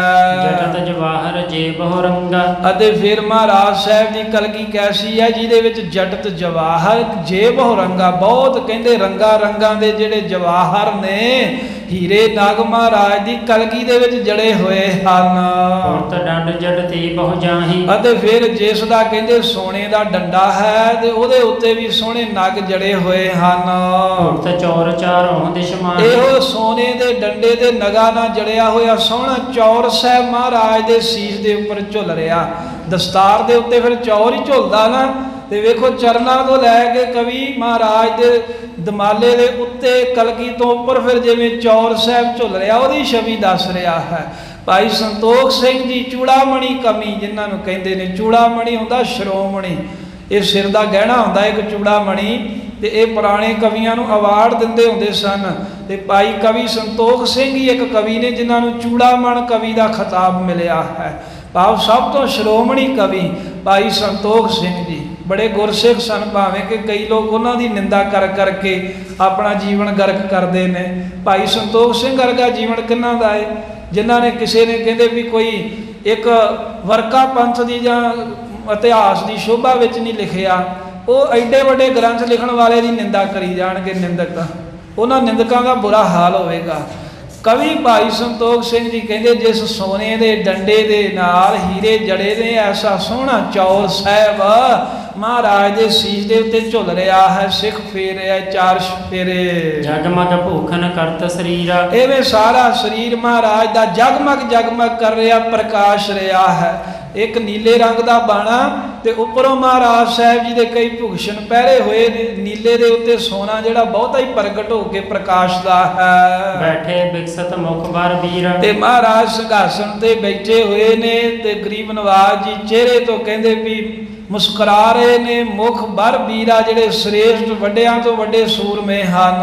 ਹਿੰਦੂ ਧਰਮ ਰਸ਼ਕ ਗੁਣ ਸਾਗਰ। ਜੋ ਮਹਾਰਾਜ ਸਾਹਿਬ ਨੇ ਖਾਲਸਾ ਤਾਂ ਪ੍ਰਗਟ ਕੀਤਾ ਹੀ ਹੈ, ਜਿਨ੍ਹਾਂ ਨੇ ਜਿਵੇਂ ਗੁਰੂ ਤੇਗ ਬਹਾਦਰ ਸਾਹਿਬ ਨੇ ਅਤੇ 10ਵੇਂ ਪਾਤਸ਼ਾਹ ਨੇ ਰੋਂਦੇ ਹਿੰਦੂਆਂ ਦਾ ਧਰਮ ਬਚਾਇਆ।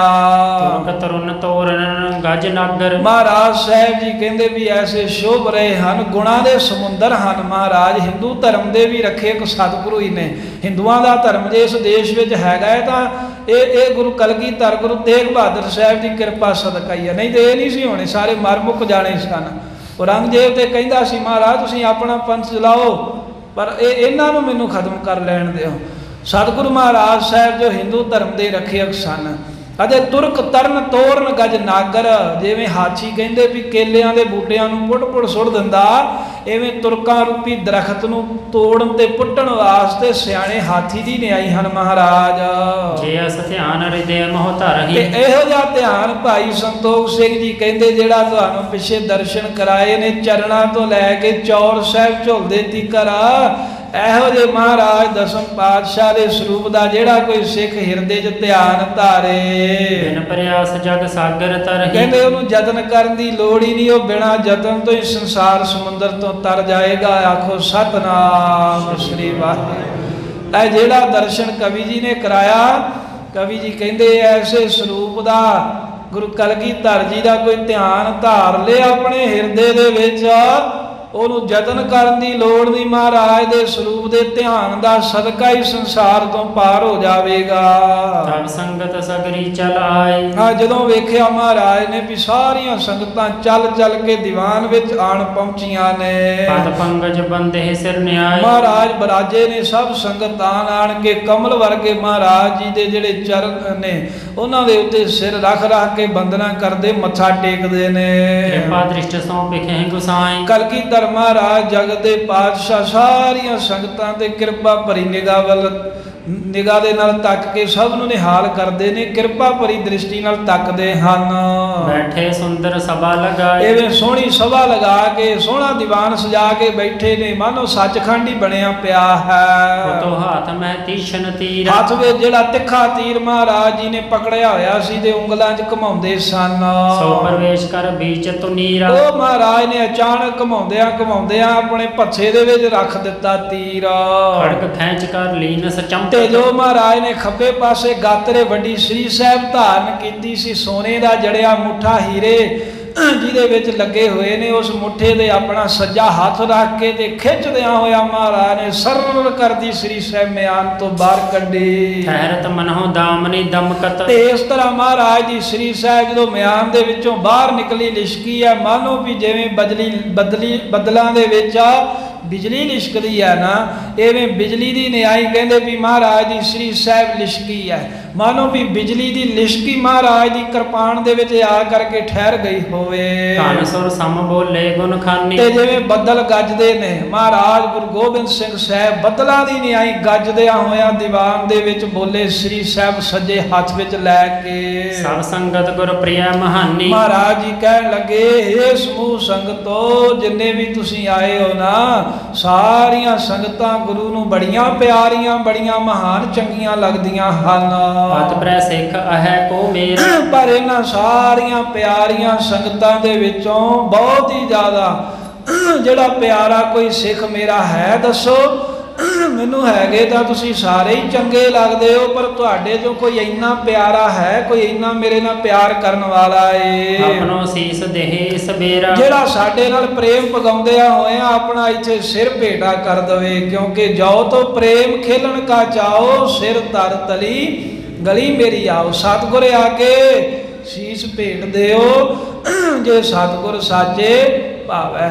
ਮਹਾਰਾਜ ਸਾਹਿਬ ਜੀ ਕਹਿੰਦੇ ਵੀ ਸਾਡੇ ਸਾਰੇ ਹੀ ਤੁਸੀਂ ਪਿਆਰੇ ਹੋ ਸੰਗਤ ਜੀ, ਸੰਗਤ ਕੋਈ ਵੀ ਮਾੜੀ ਨਹੀਂ ਹੈ, ਪਰ ਕੀ ਤੁਹਾਡੇ ਜੋ ਕੋਈ ਸਾਡਾ ਐਸਾ ਪਿਆਰਾ ਸਿੱਖ ਹੈ, ਸਾਡੇ ਨਾਲ ਕੋਈ ਐਸੀ ਮੁਹੱਬਤ ਕਰਨ ਵਾਲਾ ਏ ਜਿਹੜਾ ਇਸ ਵੇਲੇ ਆਪਣਾ ਸਿਰ ਸਾਨੂੰ ਭੇਟਾ ਕਰ ਦੇਵੇ। ਕਾਰਜ ਪਰਿਓ ਆਨ ਇਸ ਕੱਲ। ਮਹਾਰਾਜ ਕਹਿੰਦੇ ਗੁਰੂ ਘਰ ਦਾ ਬੜਾ ਵੱਡਾ ਕਾਰਜ ਪੈ ਗਿਆ ਆ ਕਰਕੇ ਸਮੇਂ। ਪੁਰਵੈ ਸਿਰ ਦੇ ਅਬਹਿ ਬਿਸਾਲਾ। ਉਹ ਕਾਰਜ ਪੂਰਾ ਹੋਵੇਗਾ ਬੜਾ ਤਗੜਾ ਜਦੋਂ ਕੋਈ ਸਿੱਖ ਉੱਠ ਕੇ ਸਾਨੂੰ ਸਿਰ ਦਵੇ। ਮਹਾਰਾਜ ਜੀ ਸਾਹਿਬ ਜੀ ਇਹ ਜਣਾ ਰਹੇ ਸਨ ਵੀ ਸਿੱਖੀ ਦਾ ਮਹਿਲ ਜਿਹੜਾ ਹੈ ਇਹਨੂੰ ਹੁਣ ਸੰਪੂਰਨਤਾ ਬਖਸ਼ਣੀ ਹੈ। ਸਿੱਖੀ ਮਹਾਰਾਜ ਗੁਰੂ ਨਾਨਕ ਸਾਹਿਬ ਨੇ ਪ੍ਰਗਟ ਕੀਤੀ ਹੈ, ਇਹਦੀ ਸੰਪੂਰਨਤਾ ਹੁਣ ਕਰਨੀ ਹੈ। ਇਹਦਾ ਪੂਰਾ ਐਨ ਅਖੀਰਲਾ ਜਿਹੜਾ ਹਿੱਸਾ ਹੁੰਦਾ ਹੈ ਨਾ, ਜਿਵੇਂ ਅੱਜ ਕੱਲ੍ਹ ਕਹਿ ਹੁੰਦੇ ਵੀ ਫਿਨਿਸ਼ਿੰਗ ਟੱਚ, ਕਹਿੰਦੇ ਵੀ ਅਖੀਰਲਾ ਹੁਣ ਹੱਥ ਲਾਉਣਾ ਹੈ, ਅਖੀਰਲਾ ਸਰੂਪ ਮਹਾਰਾਜ ਸਾਹਿਬ ਜੀ ਕਹਿੰਦੇ ਬਣਾਉਣਾ। ਤੇ ਇਹ ਵੱਡਾ ਕੰਮ ਸਾਨੂੰ ਆਣ ਪਿਆ ਏ, ਤੇ ਇਹ ਵੱਡਾ ਕਾਰਜ ਤਾਂ ਪੂਰਾ ਹੋਣਾ ਜੇ ਤੁਹਾਡੇ ਚੋਂ ਕੋਈ ਆ ਕੇ ਸਾਨੂੰ ਆਪਣਾ ਸਿਰ ਭੇਟਾ ਦਵੇ। ਆਸ ਕਹਿ ਤੂਸ਼ਨ ਕੀਨ ਗੁਸਾਈ। ਉੱਚੀ ਸੁਰ ਦੇ ਵਿੱਚ ਮਹਾਰਾਜ ਨੇ ਜਦੋਂ ਏਦਾਂ ਕਿਹਾ, ਉੱਚੀ ਪਹਾੜੀ ਤੇ ਪਾਤਸ਼ਾਹ ਬਰਾਜ ਰਹੇ ਨੇ, ਸਤਿਗੁਰਾਂ ਦੇ ਨੇੜੇ ਨੇੜੇ ਵੀ ਸੰਗਤ ਹੈ, ਦੂਰ ਤੀਕਰ ਹੇਠਾਂ, ਕਿਉਂਕਿ ਪੱਧਰਾ ਥਾਂ ਨਹੀਂ ਹੈ, ਪਹਾੜੀ ਉੱਚੀ ਹੋਣ ਕਰਕੇ ਆਵਾਜ਼ ਦੂਰ ਤਾਈਂ ਸੁਣਦੀ ਹੈ। ਲੱਖਾਂ ਦੀ ਗਿਣਤੀ ਦੇ ਵਿੱਚ ਸੰਗਤ ਦਾ ਇਕੱਠ, ਦੂਰ ਦੂਰ ਤੱਕ ਆਵਾਜ਼ ਗਈ ਤੇ ਮਹਾਰਾਜ ਇਦਾਂ ਕਹਿ ਕੇ ਚੁੱਪ ਹੋ ਗਏ, ਜਗਤ ਦੇ ਮਾਲਕ ਕਰਾ ਚੌਲ ਪਰ ਦ੍ਰਿਸ਼ਟ ਲਗਾਏ। ਸੰਗਤ ਨੂੰ ਕਹਿ ਦਿੱਤਾ ਵੀ ਤੁਹਾਡੇ ਜੋ ਕੋਈ ਸਾਨੂੰ ਸਿਰ ਦਵੇ, ਆਪਣਾ ਕੋਈ ਹੈ ਸਿੱਖ ਸਾਡਾ। ਇਹ ਵਚਨ ਕਰਨ ਤੋਂ ਬਾਅਦ ਹੱਥ ਵਿੱਚ ਪਕੜੀ ਹੋਈ ਕਰਾ ਚੌਲ ਤਲਵਾਰ ਦੇ ਉੱਤੇ ਮਹਾਰਾਜ ਨੇ ਆਪਣੀ ਦ੍ਰਿਸ਼ਟੀ ਲਗਾਈ ਹੈ। ਸੁਨਤ ਬਾਤ ਸਗਰੇ ਬਿਸਮਾਏ। ਮਹਾਰਾਜ ਦਾ ਅਚਾਨਕ ਐਸਾ ਬਾਗ ਹੋਇਆ, ਸੁਣ ਕੇ ਸਾਰਿਆਂ ਨੂੰ ਪਹਿਲਾਂ ਸਮਝ ਹੀ ਨਹੀਂ ਲੱਗੀ ਵੀ ਗੱਲ ਬਣੀ ਕੀ ਹੈ। ਹੈਰਾਨ ਹੋ ਗਏ ਇੱਕਦਮ ਸਾਰੇ ਵੀ ਅਸੀਂ ਤਾਂ ਆਏ ਸੀ ਵੀ ਪਤਾ ਨਹੀਂ ਮਹਾਰਾਜ ਨੇ ਕੀ ਵਡਿਆਈਆਂ ਬਖਸ਼ਣੀਆਂ ਨੇ, ਸਤਿਗੁਰੂ ਨੇ ਸਿਰ ਮੰਗਿਆ ਏ। ਇਹ ਗੱਲ ਸੁਣਦਿਆਂ ਸਾਰੇ ਹੈਰਾਨ ਹੋ ਗਏ। ਧੀਰੇ ਤਿਆਗ ਦੀਨ ਸਿਰ ਨਿਆਏ। ਬਹੁਤਿਆਂ ਨੇ ਕਹਿੰਦੇ ਧੀਰਜ ਤਿਆਗ ਦਿੱਤੀ ਇੱਕਦਮ ਵੀ ਇਹ ਕੀ ਗੱਲ ਬਣੀ ਹੈ, ਸੋਚਿਆ ਨਹੀਂ ਸੀ ਵੀ ਜਾ ਕੇ ਸਿਰ ਦੇਣਾ ਪਵੇਗਾ। ਤੇ ਇਹਨਾਂ ਨਹੀਂ ਪਤਾ ਵੀ ਇੱਥੇ ਪਹਿਲਾਂ ਮਰਨ ਕਬੂਲ ਜੀਵਨ ਕੀ ਛੱਡ ਆਸ ਹੋ ਸਵਨ ਕੀ ਰੇਣਕਾ ਤਉ ਆਓ ਹਮਾਰੇ ਪਾਸ। ਜਿਹੜਾ ਸਿੱਖੀ ਸਕੂਲ ਵਿੱਚ ਹੋਏ ਭਰਤੀ ਪਹਿਲਾਂ ਇਹੋ ਹੀ ਸਬਕ ਸਿਖਾਈਦਾ ਹੈ। ਮੌਤ ਖਾਲਸੇ ਨੂੰ ਕਦੇ ਮਾਰਦੀ ਨਹੀਂ, ਚੋਲਾ ਇੱਕ ਲਾ ਕੇ ਦੂਜਾ ਪਾਈਦਾ ਹੈ। ਦੂਜਾ ਚੋਲਾ ਪਾਉਣਾ ਚਾਹੁੰਦੇ ਨੇ ਕਿਉਂਕਿ ਕਲਗੀ ਵਾਲਿਆ ਸੁਣਿਆ ਤੇਰੇ ਸਕੂਲ ਅੰਦਰ ਪੜ੍ਹਨ ਵਾਲਿਆਂ ਦੀ ਲੱਗਦੀ ਫੀਸ ਕੋਈ ਨਾ, ਜਦੋਂ ਵਿੱਚ ਸਕੂਲ ਦੇ ਜਾ ਵੇਖਿਆ ਪੜ੍ਹਨ ਵਾਲਿਆਂ ਦੇ ਸਿਰਾਂ ਤੇ ਸੀਸ ਕੋਈ ਨਾ, ਕਿਉਂਕਿ ਸਿਰ ਦੇਣਾ ਪੈਂਦਾ ਇੱਥੇ ਪਹਿਲਾਂ, ਇੱਥੇ ਆਪਾ ਕੁਰਬਾਨ ਕਰਨਾ ਪੈਂਦਾ ਹੈ। ਪਰ ਇਹ ਗੱਲ ਸੁਣ ਕੇ ਧੀਰਜ ਤਿਆਗ ਦੀਨ ਸਿਰ ਨੇ ਆਏ। ਸਭ ਸੰਗਤ ਨੇ ਧੀਰਜ ਛੱਡ ਦਿੱਤੀ, ਕੰਬਣ ਲੱਗ ਪਏ, ਦਿਲ ਧੜਕੇ, ਦਿਲ ਦੀਆਂ ਧੜਕਣਾਂ ਹਾਰਟ ਬੀਟ ਤੇਜ਼ ਹੋ ਗਈ, ਲੱਤਾਂ ਕੰਬਣ ਲੱਗ ਪਈਆਂ ਤੇ ਸਿਰ ਨੀਵੇਂ ਹੋ ਗਏ, ਨੀਵੀਆਂ ਪਾ ਲਈਆਂ ਸਾਰਿਆਂ ਨੇ। ਗੁਰਦਿਸ਼ ਦੇਖ ਸਕੈ ਨਹਿ ਕੋ, ਤੇ ਕੋਈ ਸਿੱਧਾ ਹੋ ਕੇ ਕਹਿੰਦੇ ਮਹਾਰਾਜ ਸਾਹਿਬ ਵੱਲ ਵੇਖਦਾ ਨਹੀਂ, ਨਿਗਾਹ ਚੁੱਕ ਕੇ ਵੀ ਕਿਤੇ ਮੇਰੇ ਵੱਲ ਦ੍ਰਿਸ਼ਟੀ ਪੈ ਗਈ ਤੇ ਸਾਹਿਬ ਕਹਿਣਗੇ ਆ ਜਾ ਵੀ ਤੂੰ ਹੀ ਆ ਜਾ, ਬੜਾ ਝਾਕਦਾ। ਮਹਾਰਾਜ ਵੱਲ ਕੋਈ ਸਿੱਧਾ ਅੱਖਾਂ ਚੁੱਕ ਕੇ ਵੀ ਕੋਈ ਵੇਖ ਨਹੀਂ ਸਕਦਾ, ਸਾਰੇ ਨੀਵੀਂ ਪਾਈ ਬੈਠੇ ਨੇ। ਉਗਰ ਤੇਜ ਮੁਖ ਰਖਤੇ ਖੋ, ਮਹਾਰਾਜ ਸਾਹਿਬ ਦਾ ਕਹਿੰਦੇ ਬੜਾ ਭਿਆਨਕ ਤੇਜ ਹੈ ਤੇ ਚਿਹਰਾ ਪਾਤਸ਼ਾਹ ਦਾ ਲਾਲੋ ਲਾਲ ਹੋਇਆ ਹੈ। ਖਿਆਲ ਟਲਾਏ ਪ੍ਰਭੂ ਕੁਛ ਕਾਲਾ, ਧੰਨ ਗੁਰੂ ਕਲਗੀਧਰ ਮਹਾਰਾਜ ਜੀ ਨੇ ਇਹ ਬਚਨ ਕਰਕੇ ਤੇ ਕੁਝ ਸਮਾਂ ਖਿਆਲ ਛੱਡ ਦਿੱਤਾ ਤੇ ਖਿਆਲ ਇੱਧਰ ਉੱਧਰ ਕਰਕੇ ਸ੍ਰੀ ਸਾਹਿਬ ਵੱਲ ਵੇਖਦੇ ਨੇ। ਸ੍ਰੀ ਸਾਹਿਬ ਦੀ ਧਾਰ ਤੇ ਹੱਥ ਲਾ ਕੇ ਵੇਖਦੇ ਹਨ ਖੱਬਾ। ਪੁਨ ਬੋਲੇ ਸੰਗਤ, ਪੁਨ ਬੋਲੇ ਸੁਨ ਸੰਗਤ ਜਾਲਾ। ਤੇ ਫਿਰ ਕੁਝ ਸਮਾਂ ਜਦੋਂ ਬਤੀਤ ਹੋ ਗਿਆ ਤਾਂ ਸਾਰੀ ਸੰਗਤ ਨੂੰ ਸੰਬੋਧਨ ਕਰਕੇ ਮਹਾਰਾਜ ਜੀ ਕਹਿਣ ਲੱਗੇ ਪਾਤਸ਼ਾਹ ਪੁਨ ਬੋਲੇ, ਫਿਰ ਬੋਲੇ ਸੁਨ ਸੰਗਤ ਜਾਲਾ, ਇਹ ਸਮੂਹ ਸੰਗਤ ਸਾਡਾ ਬਚਨ ਸੁਣਨਾ ਕਰੋ। ਕੋ ਸਿੱਖ ਪ੍ਰੇਮ ਮੁਝ ਦੇ ਸੁਦਾਨਾ, ਅਸੀਂ ਤੁਹਾਨੂੰ ਜਿਵੇਂ ਪਹਿਲਾਂ ਕਿਹਾ ਏ ਦੂਸਰੀ ਵਾਰ ਫੇਰ ਕਹਿੰਦੇ ਐ ਵੀ ਸਾਨੂੰ ਤੁਸੀਂ ਸਾਰੇ ਹੀ ਸਿੱਖ ਪਿਆਰੇ ਹੋ, ਪਰ ਦੱਸੋ ਵੀ ਤੁਹਾਡੇ ਜੋ ਕਿਹੜਾ ਕੋਈ ਐਸਾ ਮੇਰਾ ਪਿਆਰਾ ਸਿੱਖ ਹੈ ਜਿਹੜਾ ਇਸ ਸਮੇਂ ਮੈਨੂੰ ਆਪਣਾ ਸਿਰ ਭੇਟਾ ਕਰ ਦਵੇ ਦਾਨ ਵਿੱਚ। ਕਰਹਿ ਕਾਜ ਅਰ ਪਹਿ ਨਿਜ ਪ੍ਰਾਨਾ, ਤੇ ਜੋ ਗੁਰੂ ਨੂੰ ਕੰਮ ਪਿਆ ਹੈ ਆਪਣੇ ਪ੍ਰਾਣ, ਆਪਣੀ ਜਾਨ, ਆਪਣਾ ਸਿਰ ਅਰਪਣ ਕਰਕੇ ਦਿਓ, ਗੁਰੂ ਦਾ ਜਿਹੜਾ ਕੰਮ ਪੂਰਾ ਕਰ ਦਵੇ। ਦੇਹ ਅਹੰ ਕਹੋ ਤਜ ਕਰ ਦੂਰ, ਪਾਤਸ਼ਾਹ ਕਹਿੰਦੇ ਸਿਰ ਏਦਾਂ ਨਹੀਂ ਦਿੱਤਾ ਜਾਣਾ, ਇਹਦੇ ਵਾਸਤੇ ਪਹਿਲਾਂ ਦੇਹ ਦਾ ਹੰਕਾਰ ਛੱਡ ਦਿਓ ਵੀ ਮੇਰਾ ਸਰੀਰ ਹੈ। ਜਦੋਂ ਦੇਹ ਦਾ ਹੰਕਾਰ ਛੱਡੋਗੇ ਫੇਰ ਇਹ ਕਾਰਜ ਹੋਵੇਗਾ। ਨਾਲ ਜੁਗਤੀ ਵੀ ਦੱਸ ਰਹੇ ਨੇ, ਮੈਂ ਦੇਹ ਹਾਂ, ਮੇਰਾ ਸਰੀਰ ਹੈ। ਪਾਤਸ਼ਾਹ ਕਹਿੰਦੇ ਦੇਹ ਦਾ ਹੰਕਾਰ ਤਜ ਕੇ ਦੂਰ ਕਰਕੇ ਆਪਣਾ ਸਿਰ ਭੇਟਾ ਦੇਵੋ। ਧੀਰਜ ਧਰਦੇ ਸੀਸ ਹਜ਼ੂਰ, ਧੀਰਜ ਰੱਖੋ ਸੰਗਤ ਜੀ, ਡੋਲੋ ਨਾ, ਡਰੋ ਨਾ, ਗੁਰੂ ਤੇ ਭਰੋਸਾ ਰੱਖ ਕੇ ਧੀਰਜ ਦੇ ਸਹਿਤ ਆਪਣਾ ਸਿਰ ਸਾਡੇ ਹਜ਼ੂਰ ਆ ਕੇ ਅਰਪਣ ਕਰ ਦਿਓ, ਭੇਟਾ ਕਰ ਦਿਓ। ਪੁਨ ਸੁਨ ਸੰਗਤ ਤੂਸ਼ਨ ਕੀਨਾ, ਜਦੋਂ ਮਹਾਰਾਜ ਜੀ ਨੇ ਇਸ ਤਰ੍ਹਾਂ ਬੋਲੇ ਦੂਸਰੀ ਵਾਰਾਂ ਤਾਂ ਸਤਿਗੁਰਾਂ ਦਾ ਬਚਨ ਸੁਣ ਕੇ ਸੰਗਤ ਫਿਰ ਚੁੱਪ ਕਰ ਗਈ, ਸਾਰੇ ਚੁੱਪ ਛਾ ਗਈ ਵੀ ਇਹ ਗੁਰੂ ਸਾਹਿਬ ਕੀ ਕਹਿ ਰਹੇ ਨੇ। ਸਨਮੁਖ ਹੋਏ ਨਾ ਮਨ ਨਾ ਪਤੀਨਾ, ਕੋਈ ਸਾਹਮਣੇ ਸਨਮੁਖ ਨਾ ਹੋਇਆ, ਕਿਸੇ ਦਾ ਮਨ ਜਿਹੜਾ ਪਤੀਜਾ ਨਾ, ਕਿਸੇ ਦੇ ਮਨ ਵਿੱਚ ਭਰੋਸਾ ਹੀ ਨਾ ਆਇਆ ਵੀ ਮਹਾਰਾਜ ਸਾਹਿਬ ਸੱਚੇ ਪਾਤਸ਼ਾਹ ਰੱਬ ਨੇ ਜੋ ਕਹਿਣਗੇ ਆਪਾਂ ਨੂੰ ਮੰਨਣਾ ਚਾਹੀਦਾ। ਸ਼ਰਧਾ ਨਾ ਕਿਸੇ ਦੇ ਅੰਦਰ ਐਸੀ ਆਈ ਸਿਰ ਦੇਣ ਵਾਲੇ। ਚਮਕੈ ਚੰਦਰ ਹਾਸ ਕਰ ਮਾਹੀ, ਇਹ ਦੂਜੀ ਵਾਰਾਂ ਵੀ ਮਹਾਰਾਜ ਨੇ ਹੁਕਮ ਕਰ ਦਿੱਤਾ ਹੈ, ਸੱਜੇ ਹੱਥ ਦੇ ਵਿੱਚ ਚੰਦਰ ਹਾਸ ਸ੍ਰੀ ਸਾਹਿਬ ਭਗਉਤੀ ਮਹਾਰਾਜ ਨੇ ਪਕੜੀ ਹੋਈ ਹੈ ਤੇ ਚਮਕਾਰੇ ਮਾਰ ਰਹੀ ਹੈ, ਲਿਸ਼ਕਾਰੇ ਮਾਰ ਰਹੀ, ਖੂਨ ਦੀ ਪਿਆਸੀ ਹੈ। ਧਾਰ ਸਕਿਓ ਧੀਰਜ ਕੋ ਨਾਹੀ, ਤੇ ਤਿੱਖੀ ਤੇਜ ਧਾਰਾ ਮਹਾਰਾਜ ਦੇ ਹੱਥ ਵਿੱਚ ਪਕੜੀ, ਨੰਗੀ ਕਿਰਪਾਨ ਦੀ ਵੇਖ ਕੇ ਕੋਈ ਧੀਰਜ ਹੀ ਨਹੀਂ ਧਾਰ ਸਕਿਆ। ਦੂਜੀ ਵਾਰਾਂ ਵੀ ਸੁਣ ਕੇ ਕਿਸੇ ਦਾ ਹੌਸਲਾ ਹੀ ਨਾ ਪਿਆ ਉੱਠਣ ਦਾ। ਬੈਠੇ ਕਿਤਕ ਬੇਰ ਜਬ ਬੀਤੀ, ਏਦਾਂ ਦੂਜੀ ਵਾਰਾਂ ਕਹਿਣ ਤੋਂ ਬਾਅਦ ਵੀ ਬੈਠਿਆ ਹੋਇਆ ਕਿੰਨੀ ਦੇਰ, ਕਿੰਨਾ ਸਮਾਂ ਜਦੋਂ ਲੰਘ ਗਿਆ, ਬਤੀਤ ਹੋ ਗਿਆ। ਕਹਿਓ ਬਚਨ ਤ੍ਰਿਤੀਆ ਤੇ ਸਰੀਤੀ, ਤੀਸਰੀ ਵਾਰ ਉਸੇ ਤਰ੍ਹਾਂ ਪਹਿਲੀ ਵਾਰਾਂ ਦੀ ਤਰ੍ਹਾਂ ਗੁਰੂ ਗੋਬਿੰਦ ਸਿੰਘ ਮਹਾਰਾਜ ਦਸਮ ਪਾਤਸ਼ਾਹ ਨੇ ਬਚਨ ਕੀਤਾ। ਪਰਖੈ ਸਿੱਖਣ ਕੋ ਸੁਖਦਾਨੀ, ਸੁੱਖਾਂ ਦੇ ਦਾਤੇ ਗੁਰੂ ਕਲਗੀਧਰ ਮਹਾਰਾਜ ਆਪਣੇ ਸਿੱਖਾਂ ਦੀ ਪਰਖ ਕਰਨਾ ਚਾਹੁੰਦੇ ਹਨ। ਲਾਖੋ ਸੰਗਤ ਮਹਿਦ ਮਹਾਨੀ, ਲੱਖਾਂ ਦੀ ਗਿਣਤੀ ਦੇ ਵਿੱਚ ਮਹਾਨ ਤੋਂ ਮਹਾਨ ਜਿਹੜੀ ਸੰਗਤ ਆਈ ਹੈ ਉਹਨੂੰ ਪਰਖ ਰਹੇ ਨੇ ਦਸਵੇਂ ਪਾਤਸ਼ਾਹ। ਵਿੱਚ ਅਹੈ ਕਹਿ ਦੂਰ ਰਹਿ ਨਾਹੀ, ਮਹਾਰਾਜ ਵਿਚਾਰ ਕਰ ਰਹੇ ਨੇ ਵੀ ਇੰਨੇ ਲੱਖਾਂ ਸਿੱਖ ਨੇ, ਇਹਨਾਂ ਦੇ ਵਿੱਚ ਕੋਈ ਸਿੱਖੀ ਦਾ ਬੀਜ ਜਿਹੜਾ ਹੈ, ਬੀਜ ਹੈ, ਕੋਈ ਬੀਜ ਹੈਗਾ ਏ? ਕਹਿ ਦੋ ਹਾਂਜੀ ਰਹਿ ਨਾਹੀ, ਕਹਿ ਦੋ ਰਹਿ ਨਾਹੀ। ਕਹਿੰਦੇ ਬੀਜ ਰਹੇਗਾ ਜਾਂ ਨਹੀਂ ਰਹੇਗਾ? ਜਿਹੜੇ ਫਸਲ ਬੀਜਦੇ ਉਹਨਾਂ ਨੂੰ ਪਤਾ ਏ, ਜਿਹੜੀ ਫਸਲ ਦਾ ਬੀਜ ਨਾ ਹੋਵੇ ਉਹ ਅਗਲੀ ਵਾਰ ਫਿਰ ਫਸਲ ਉਗਾਉਣੀ ਔਖੀ ਹੋ ਜਾਂਦੀ ਜੇ ਬੀਜ ਨਾ ਹੋਵੇ। ਤੇ ਬੀਜ ਦਾ ਦਾਣਾ ਲੱਖਾਂ ਦਾਣਿਆਂ 'ਚੋਂ ਇੱਕ ਵੀ ਬਚ ਜਾਵੇ ਨਾ, ਇੱਕ ਹੀ ਦਾਣਾ ਬਚ ਜਾਏ, ਮਾਨੋ ਕੋਈ ਬੀਜ ਦਾ ਦਾਣਾ ਨਾ ਬਚੇ, ਤੇ ਇੱਕ ਦਾਣੇ ਤੋਂ ਹੀ ਫਿਰ ਇੱਕ ਤੋਂ ਅਨੇਕਾਂ ਕਰਦਿਆਂ ਲੱਖਾਂ ਫੇਰ ਬਣ ਸਕਦੇ ਨੇ। ਪਰ ਜੇ ਇੱਕ ਵੀ ਦਾਣਾ ਨਾ ਬਚੇ ਫਿਰ ਲੱਖਾਂ ਦਾ ਬੀਜ ਜਿਹੜਾ ਉਹ ਨਸ਼ਟ ਹੋ ਜਾਂਦਾ। ਤੇ ਕਲਗੀਧਰ ਮਹਾਰਾਜ ਵਿਚਾਰੇ ਨੇ ਵੀ ਲੱਖਾਂ ਸਿੱਖ ਇਕੱਠੇ ਹੋਏ ਨੇ, ਇਹਨਾਂ ਦੇ ਵਿੱਚੋਂ ਕਿਤੇ ਬੀਜ ਰਹੇਗਾ ਜਾਂ ਨਹੀਂ ਰਹੇਗਾ, ਖਾਲਸੇ ਦਾ ਬੀਜ ਬਣਾਉਣਾ ਹੈ। ਜਿਸ ਤੇ ਹੋਏ ਸਰਬ ਨਿਰਬਾਹੀ। ਜਿਸ ਕਰਕੇ ਕਹਿੰਦੇ ਬੀਜ ਇੱਕ ਦੀ ਹੀ ਲੋੜ ਹੈ, ਜਿਹਦੇ ਨਾਲ ਬਾਕੀ ਤੋਰੀ ਫੁਲਕਾ ਸਾਰਿਆਂ ਦਾ ਹੀ ਚੱਲਦਾ ਰਹੂਗਾ, ਸਾਨੂੰ ਥੋੜੇ ਕੁ ਦੀ ਲੋੜ ਹੈ। ਕੇਹਰ ਹੋਤ ਏਕ ਹੀ ਬਨ। ਕਿਉਂਕਿ ਜੰਗਲ ਦੇ ਘੇਸੇ ਦੇ ਵਿੱਚ ਇੱਕ ਹੀ ਬੱਬਰ ਸ਼ੇਰ ਹੋਵੇ ਨਾ ਤੇ ਇਕੱਲਾ ਹੀ ਬੜਾ ਕਹਿੰਦੇ ਬਲੀ ਹੁੰਦਾ ਹੈ। ਕਵਿ ਨਾ ਪਰਵੇਸ਼ੈ ਡਰ ਧਰ ਮਨ ਮੈਂ। ਉਹਦਾ ਡਰ ਮੰਨ ਕੇ ਜਿਹੜੇ ਕਮਜ਼ੋਰ ਗਿੱਦੜਾਂ ਵਰਗੇ ਉਸ ਪਾਸੇ ਪ੍ਰਵੇਸ਼ ਨਹੀਂ ਕਰਦੇ ਵੀ ਇੱਥੇ ਬੱਬਰ ਸ਼ੇਰ ਰਹਿੰਦਾ ਹੈ। ਤ੍ਰਿਤੀਆ ਬਚਨ ਚੇ ਪਰਸੋਂ ਖਾਲੀ। ਕਹਿੰਦੇ ਤੀਸਰੀ ਵਾਰ ਕਵੀ ਜੀ ਕਹਿੰਦੇ ਮਹਾਰਾਜ ਨੇ ਫੇਰ ਆਵਾਜ਼ ਦਿੱਤੀ ਸਿੱਖਾਂ ਦੀ ਪਰਖ ਕਰਨ ਦੇ ਲਈ ਵੀ ਬੀਜ ਹੈਗਾ ਜਾਂ ਨਹੀਂ ਹੈਗਾ। ਤੇ ਕਹਿੰਦੇ ਸੋਚ ਲਓ ਵੀ ਜੇ ਕਿਤੇ ਤੀਸਰਾ ਬਚਨ ਵੀ ਮਹਾਰਾਜ ਦਾ ਖਾਲੀ ਪੈ ਜਾਂਦਾ, ਤੀਜੀ ਵਾਰ ਵੀ ਕੋਈ ਉੱਠਦਾ ਨਾ।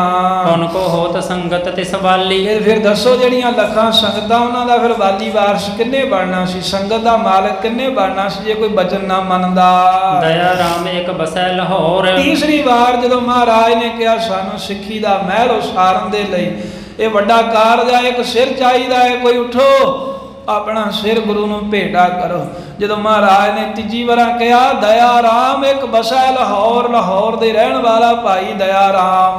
ਛਤਰੀ ਸਭ ਸਿੱਖਨ ਸਿਰ ਮੋਰ। ਛਤਰੀਆਂ ਦੀ ਕੁਲ ਦੇ ਵਿੱਚ ਸਭ ਸਿੱਖਾਂ ਦੇ ਵਿੱਚੋਂ ਸ਼੍ਰੋਮਣੀ ਸਿੱਖ ਬਣ ਕੇ ਉੱਠਿਆ।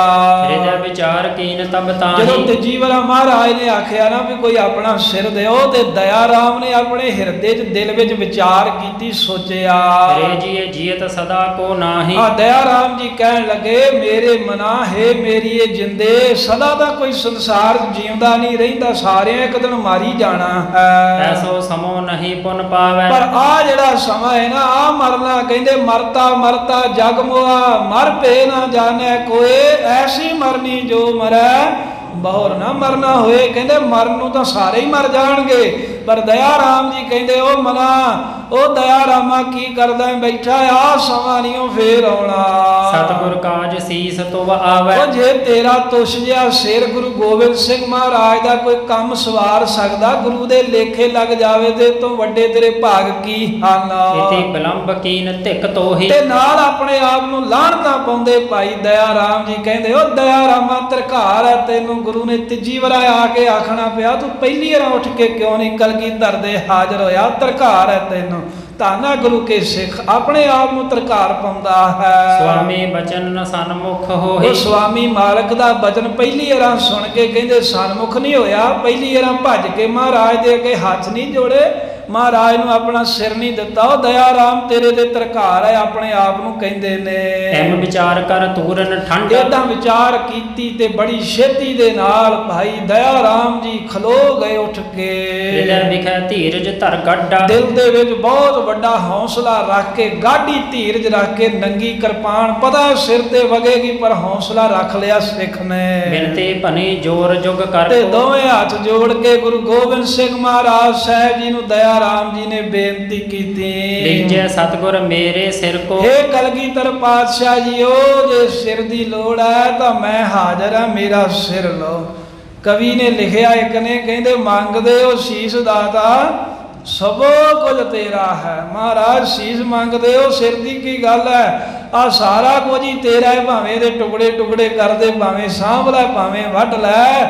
ਹੇ ਮਹਾਰਾਜ ਮੇਰਾ ਸਿਰ ਆਪ ਜੀ ਦੇ ਚਰਨਾਂ ਤੇ ਹਾਜ਼ਰ ਹੈ। ਸੁਣ ਕਲਗੀਧਰ ਤਜਿਓ ਪ੍ਰਿਯੰਕਾ। ਇਹ ਜਦੋਂ ਦਇਆ ਰਾਮ ਜੀ ਕਹਿੰਦੇ ਮਹਾਰਾਜ ਮੇਰਾ ਸਿਰ ਹਾਜ਼ਰ ਹੈ, ਪਲੰਗੇ ਦੇ ਆਸਣ ਤੇ ਬੈਠੇ ਕਲਗੀਧਰ ਮਹਾਰਾਜ ਛਾਲ ਮਾਰ ਕੇ ਉੱਠ ਕੇ ਖਲੋ ਗਏ। ਦੇਵਨੋ ਸਿਰ ਤੋਂ ਆਏ ਨਿਸ਼ੰਕਾ। ਮਹਾਰਾਜ ਕਹਿੰਦੇ ਉਹ ਸਿੱਖਾ ਬਿਲਕੁਲ ਸੱਚ ਕਹਿਣਾ ਏ, ਫਿਰ ਡੋਲ ਨਾ ਜਾਵੀਂ, ਜੇ ਸਿਰ ਦੇਣਾ ਹੀ ਹੋ ਤਾਂ ਫਿਰ ਨਿਸ਼ੰਕ ਹੋ ਕੇ ਬਿਨਾਂ ਕਿਸੇ ਸ਼ੰਕੇ ਤੋਂ ਸਾਡੇ ਸਾਹਮਣੇ ਆ ਜਾ।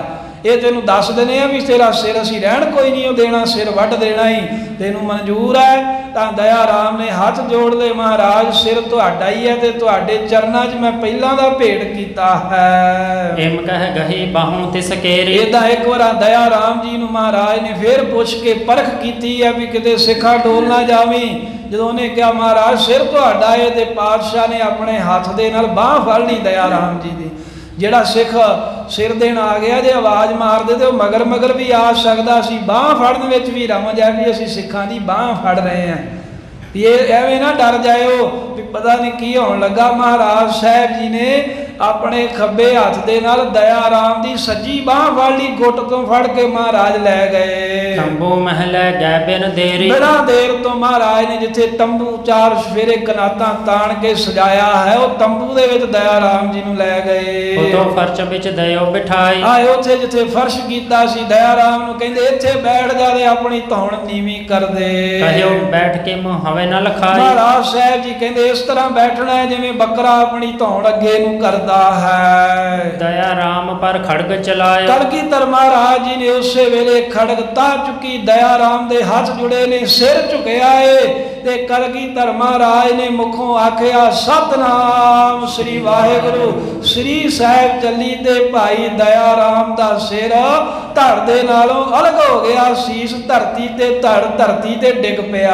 ਸੀਸ ਜੁਦਾ ਕਰ ਰਕਤ ਬਹਾਇਓ। ਜਦੋਂ ਸਿਰ ਜੁਦਾ ਹੋ ਗਿਆ ਭਾਈ ਦਇਆ ਰਾਮ ਦਾ ਖੂਨ ਦੀ ਧਾਰਾ ਵਹਿ ਤੁਰੀ ਦੀਵਾਨ ਦੇ ਵਿੱਚ। ਲੋਚਨ ਸ਼ਰਵਣ ਕਰੇ ਸਵਧਾਨਾ। ਲੋਚਨ ਸ਼ਰਵਣ ਕਰੇ ਸਵਧਾਨਾ। ਮਹਾਰਾਜ ਸਾਹਿਬ ਸੱਚੇ ਪਾਤਸ਼ਾਹ ਜੀ ਨੇ ਜਦੋਂ ਸੀਸ ਲਾਇਆ, ਸਿਰ ਵੱਢਿਆ, ਲਹੂ ਦੀ ਧਾਰਾ ਵਗੀ ਦੇ ਸਾਰਿਆਂ ਦੇ ਜਿਹੜੇ ਨੇਤਰ ਨੇ ਉਹ ਸਾਵਧਾਨ ਹੋ ਗਏ। ਖੜਕਾ ਜਿਹਾ ਸੁਣਿਆ ਵੀ ਇਹ ਕਿਰਪਾਨ ਚੱਲਣ ਦੀ ਆਵਾਜ਼ ਆਈ ਆ। ਗੁਰਦਿਸ਼ ਵਿਖੇ ਸਭਨ ਡਰ ਮਨ। ਤੇ ਕਲਗੀਧਰ ਮਹਾਰਾਜ ਵੱਲ ਵੇਖ ਕੇ ਸਾਰੇ ਹੀ ਡਰ ਗਏ। ਮਹਾਰਾਜ ਨੇ ਸਿੱਖ ਵੜਤਾ ਜੀ। ਸ਼ਬਦ ਸੁਨਿਓ ਅੱਜ ਕਾਟਨ ਕੇਰਾ। ਮਹਾਰਾਜ ਦਾ ਸ਼ਬਦ ਸੁਨਿਓ ਸਿੱਖ ਕਾਟਨ ਕੇਰਾ। ਜਦੋਂ ਬਾਹਰ ਬੈਠੀ ਸੰਗਤ ਨੇ ਆਵਾਜ਼ ਸੁਣੀ ਵੀ ਮਹਾਰਾਜ ਸਾਹਿਬ ਜੀ ਨੇ ਸਿੱਖ ਦਾ ਸਿਰ ਵੜ ਦਿੱਤਾ ਦਇਆ ਰਾਮ ਦਾ। ਤੰਬੂ ਬਹਿਰ ਰਕਤ ਕੋ ਹੇਰਾ। ਇੱਕ ਤਾਂ ਆਵਾਜ਼ ਆਈ, ਇੱਕ ਤਾਂ ਖੜਕਾ ਆਇਆ ਤੇ ਦੂਸਰਾ ਤੰਬੂ ਤੋਂ ਬਾਹਰ ਲਹੂ ਦੀ ਜਿਹੜੀ ਧਾਰ ਸੀ, ਖੂਨ ਦੀ ਤਤੀਰੀ ਵਗ ਕੇ ਤੰਬੂ ਤੋਂ ਬਾਹਰ ਆ ਗਈ। ਵੇਖੀ ਦੋਨੋਂ ਪਤ ਪਰਖ ਕਰ ਜਾਨਾ। ਦੋਨੋਂ ਪਤੇ ਪਰਖ ਕਰ ਜਾਣਾ। ਇਹ ਦੋਵੇਂ ਪਤੇ ਬਾਹਰ ਬੈਠੀ ਸੰਗਤ ਨੇ ਕੀਤੇ। ਇੱਕ ਖੜਕਾ ਆਇਆ ਵੀ ਮਹਾਰਾਜ ਨੇ ਤਲਵਾਰ ਚਲਾਈ ਹੈ, ਦੂਸਰਾ ਲਹੂ ਦੀ ਧਾਰ ਬਾਹਰ ਆਈ ਤੇ ਸਿੱਖਾਂ ਜਾਣ ਲਿਆ ਵੀ ਮਹਾਰਾਜ ਸਿੱਖ ਵੱਢ ਆਏ ਜੇ। ਸੰਘਾਰਿਓ ਸਿੱਖ ਅਚਰਜ ਠਾਨਾ। ਸਾਰੇ ਹੈਰਾਨ ਹੋ ਗਏ ਵੀ ਮਹਾਰਾਜ ਤਾਂ ਸਿੱਖਾਂ ਨੂੰ ਮਾਰਨ ਲੱਗ ਪਏ ਹਨ।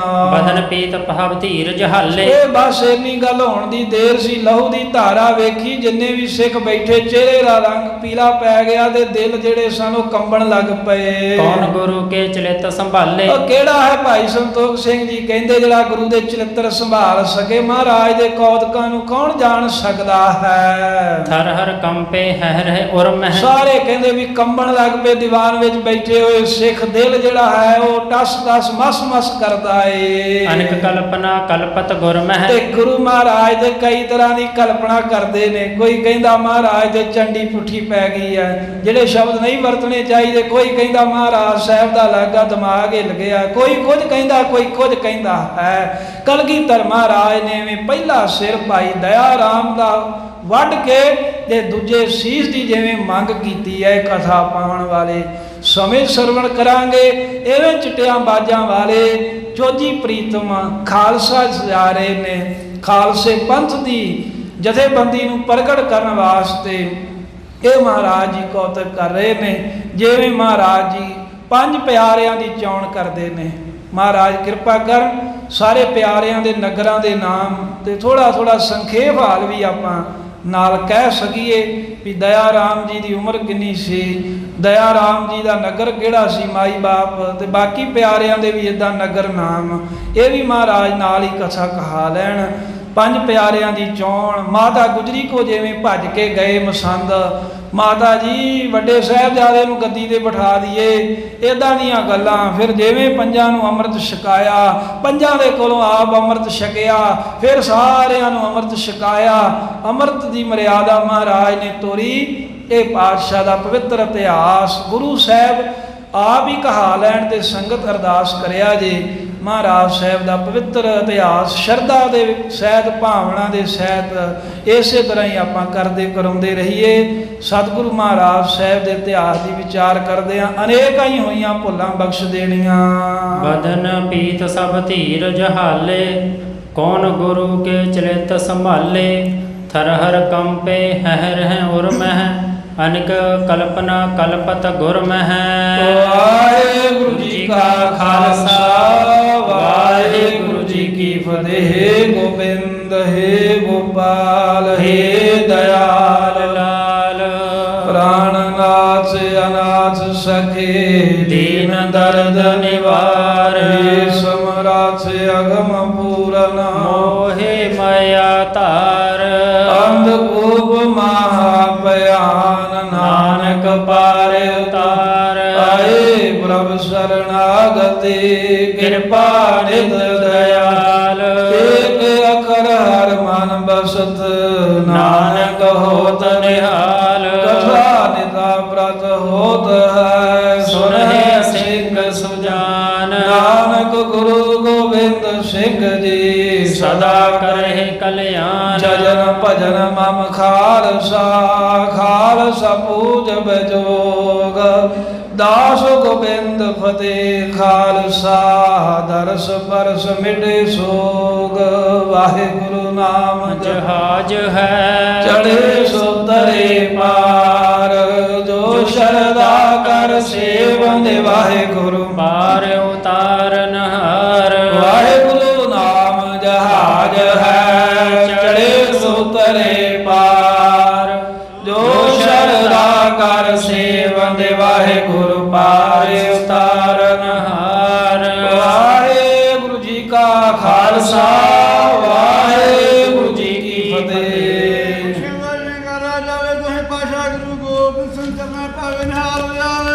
ਸਤਿ ਸ੍ਰੀ ਅਕਾਲ।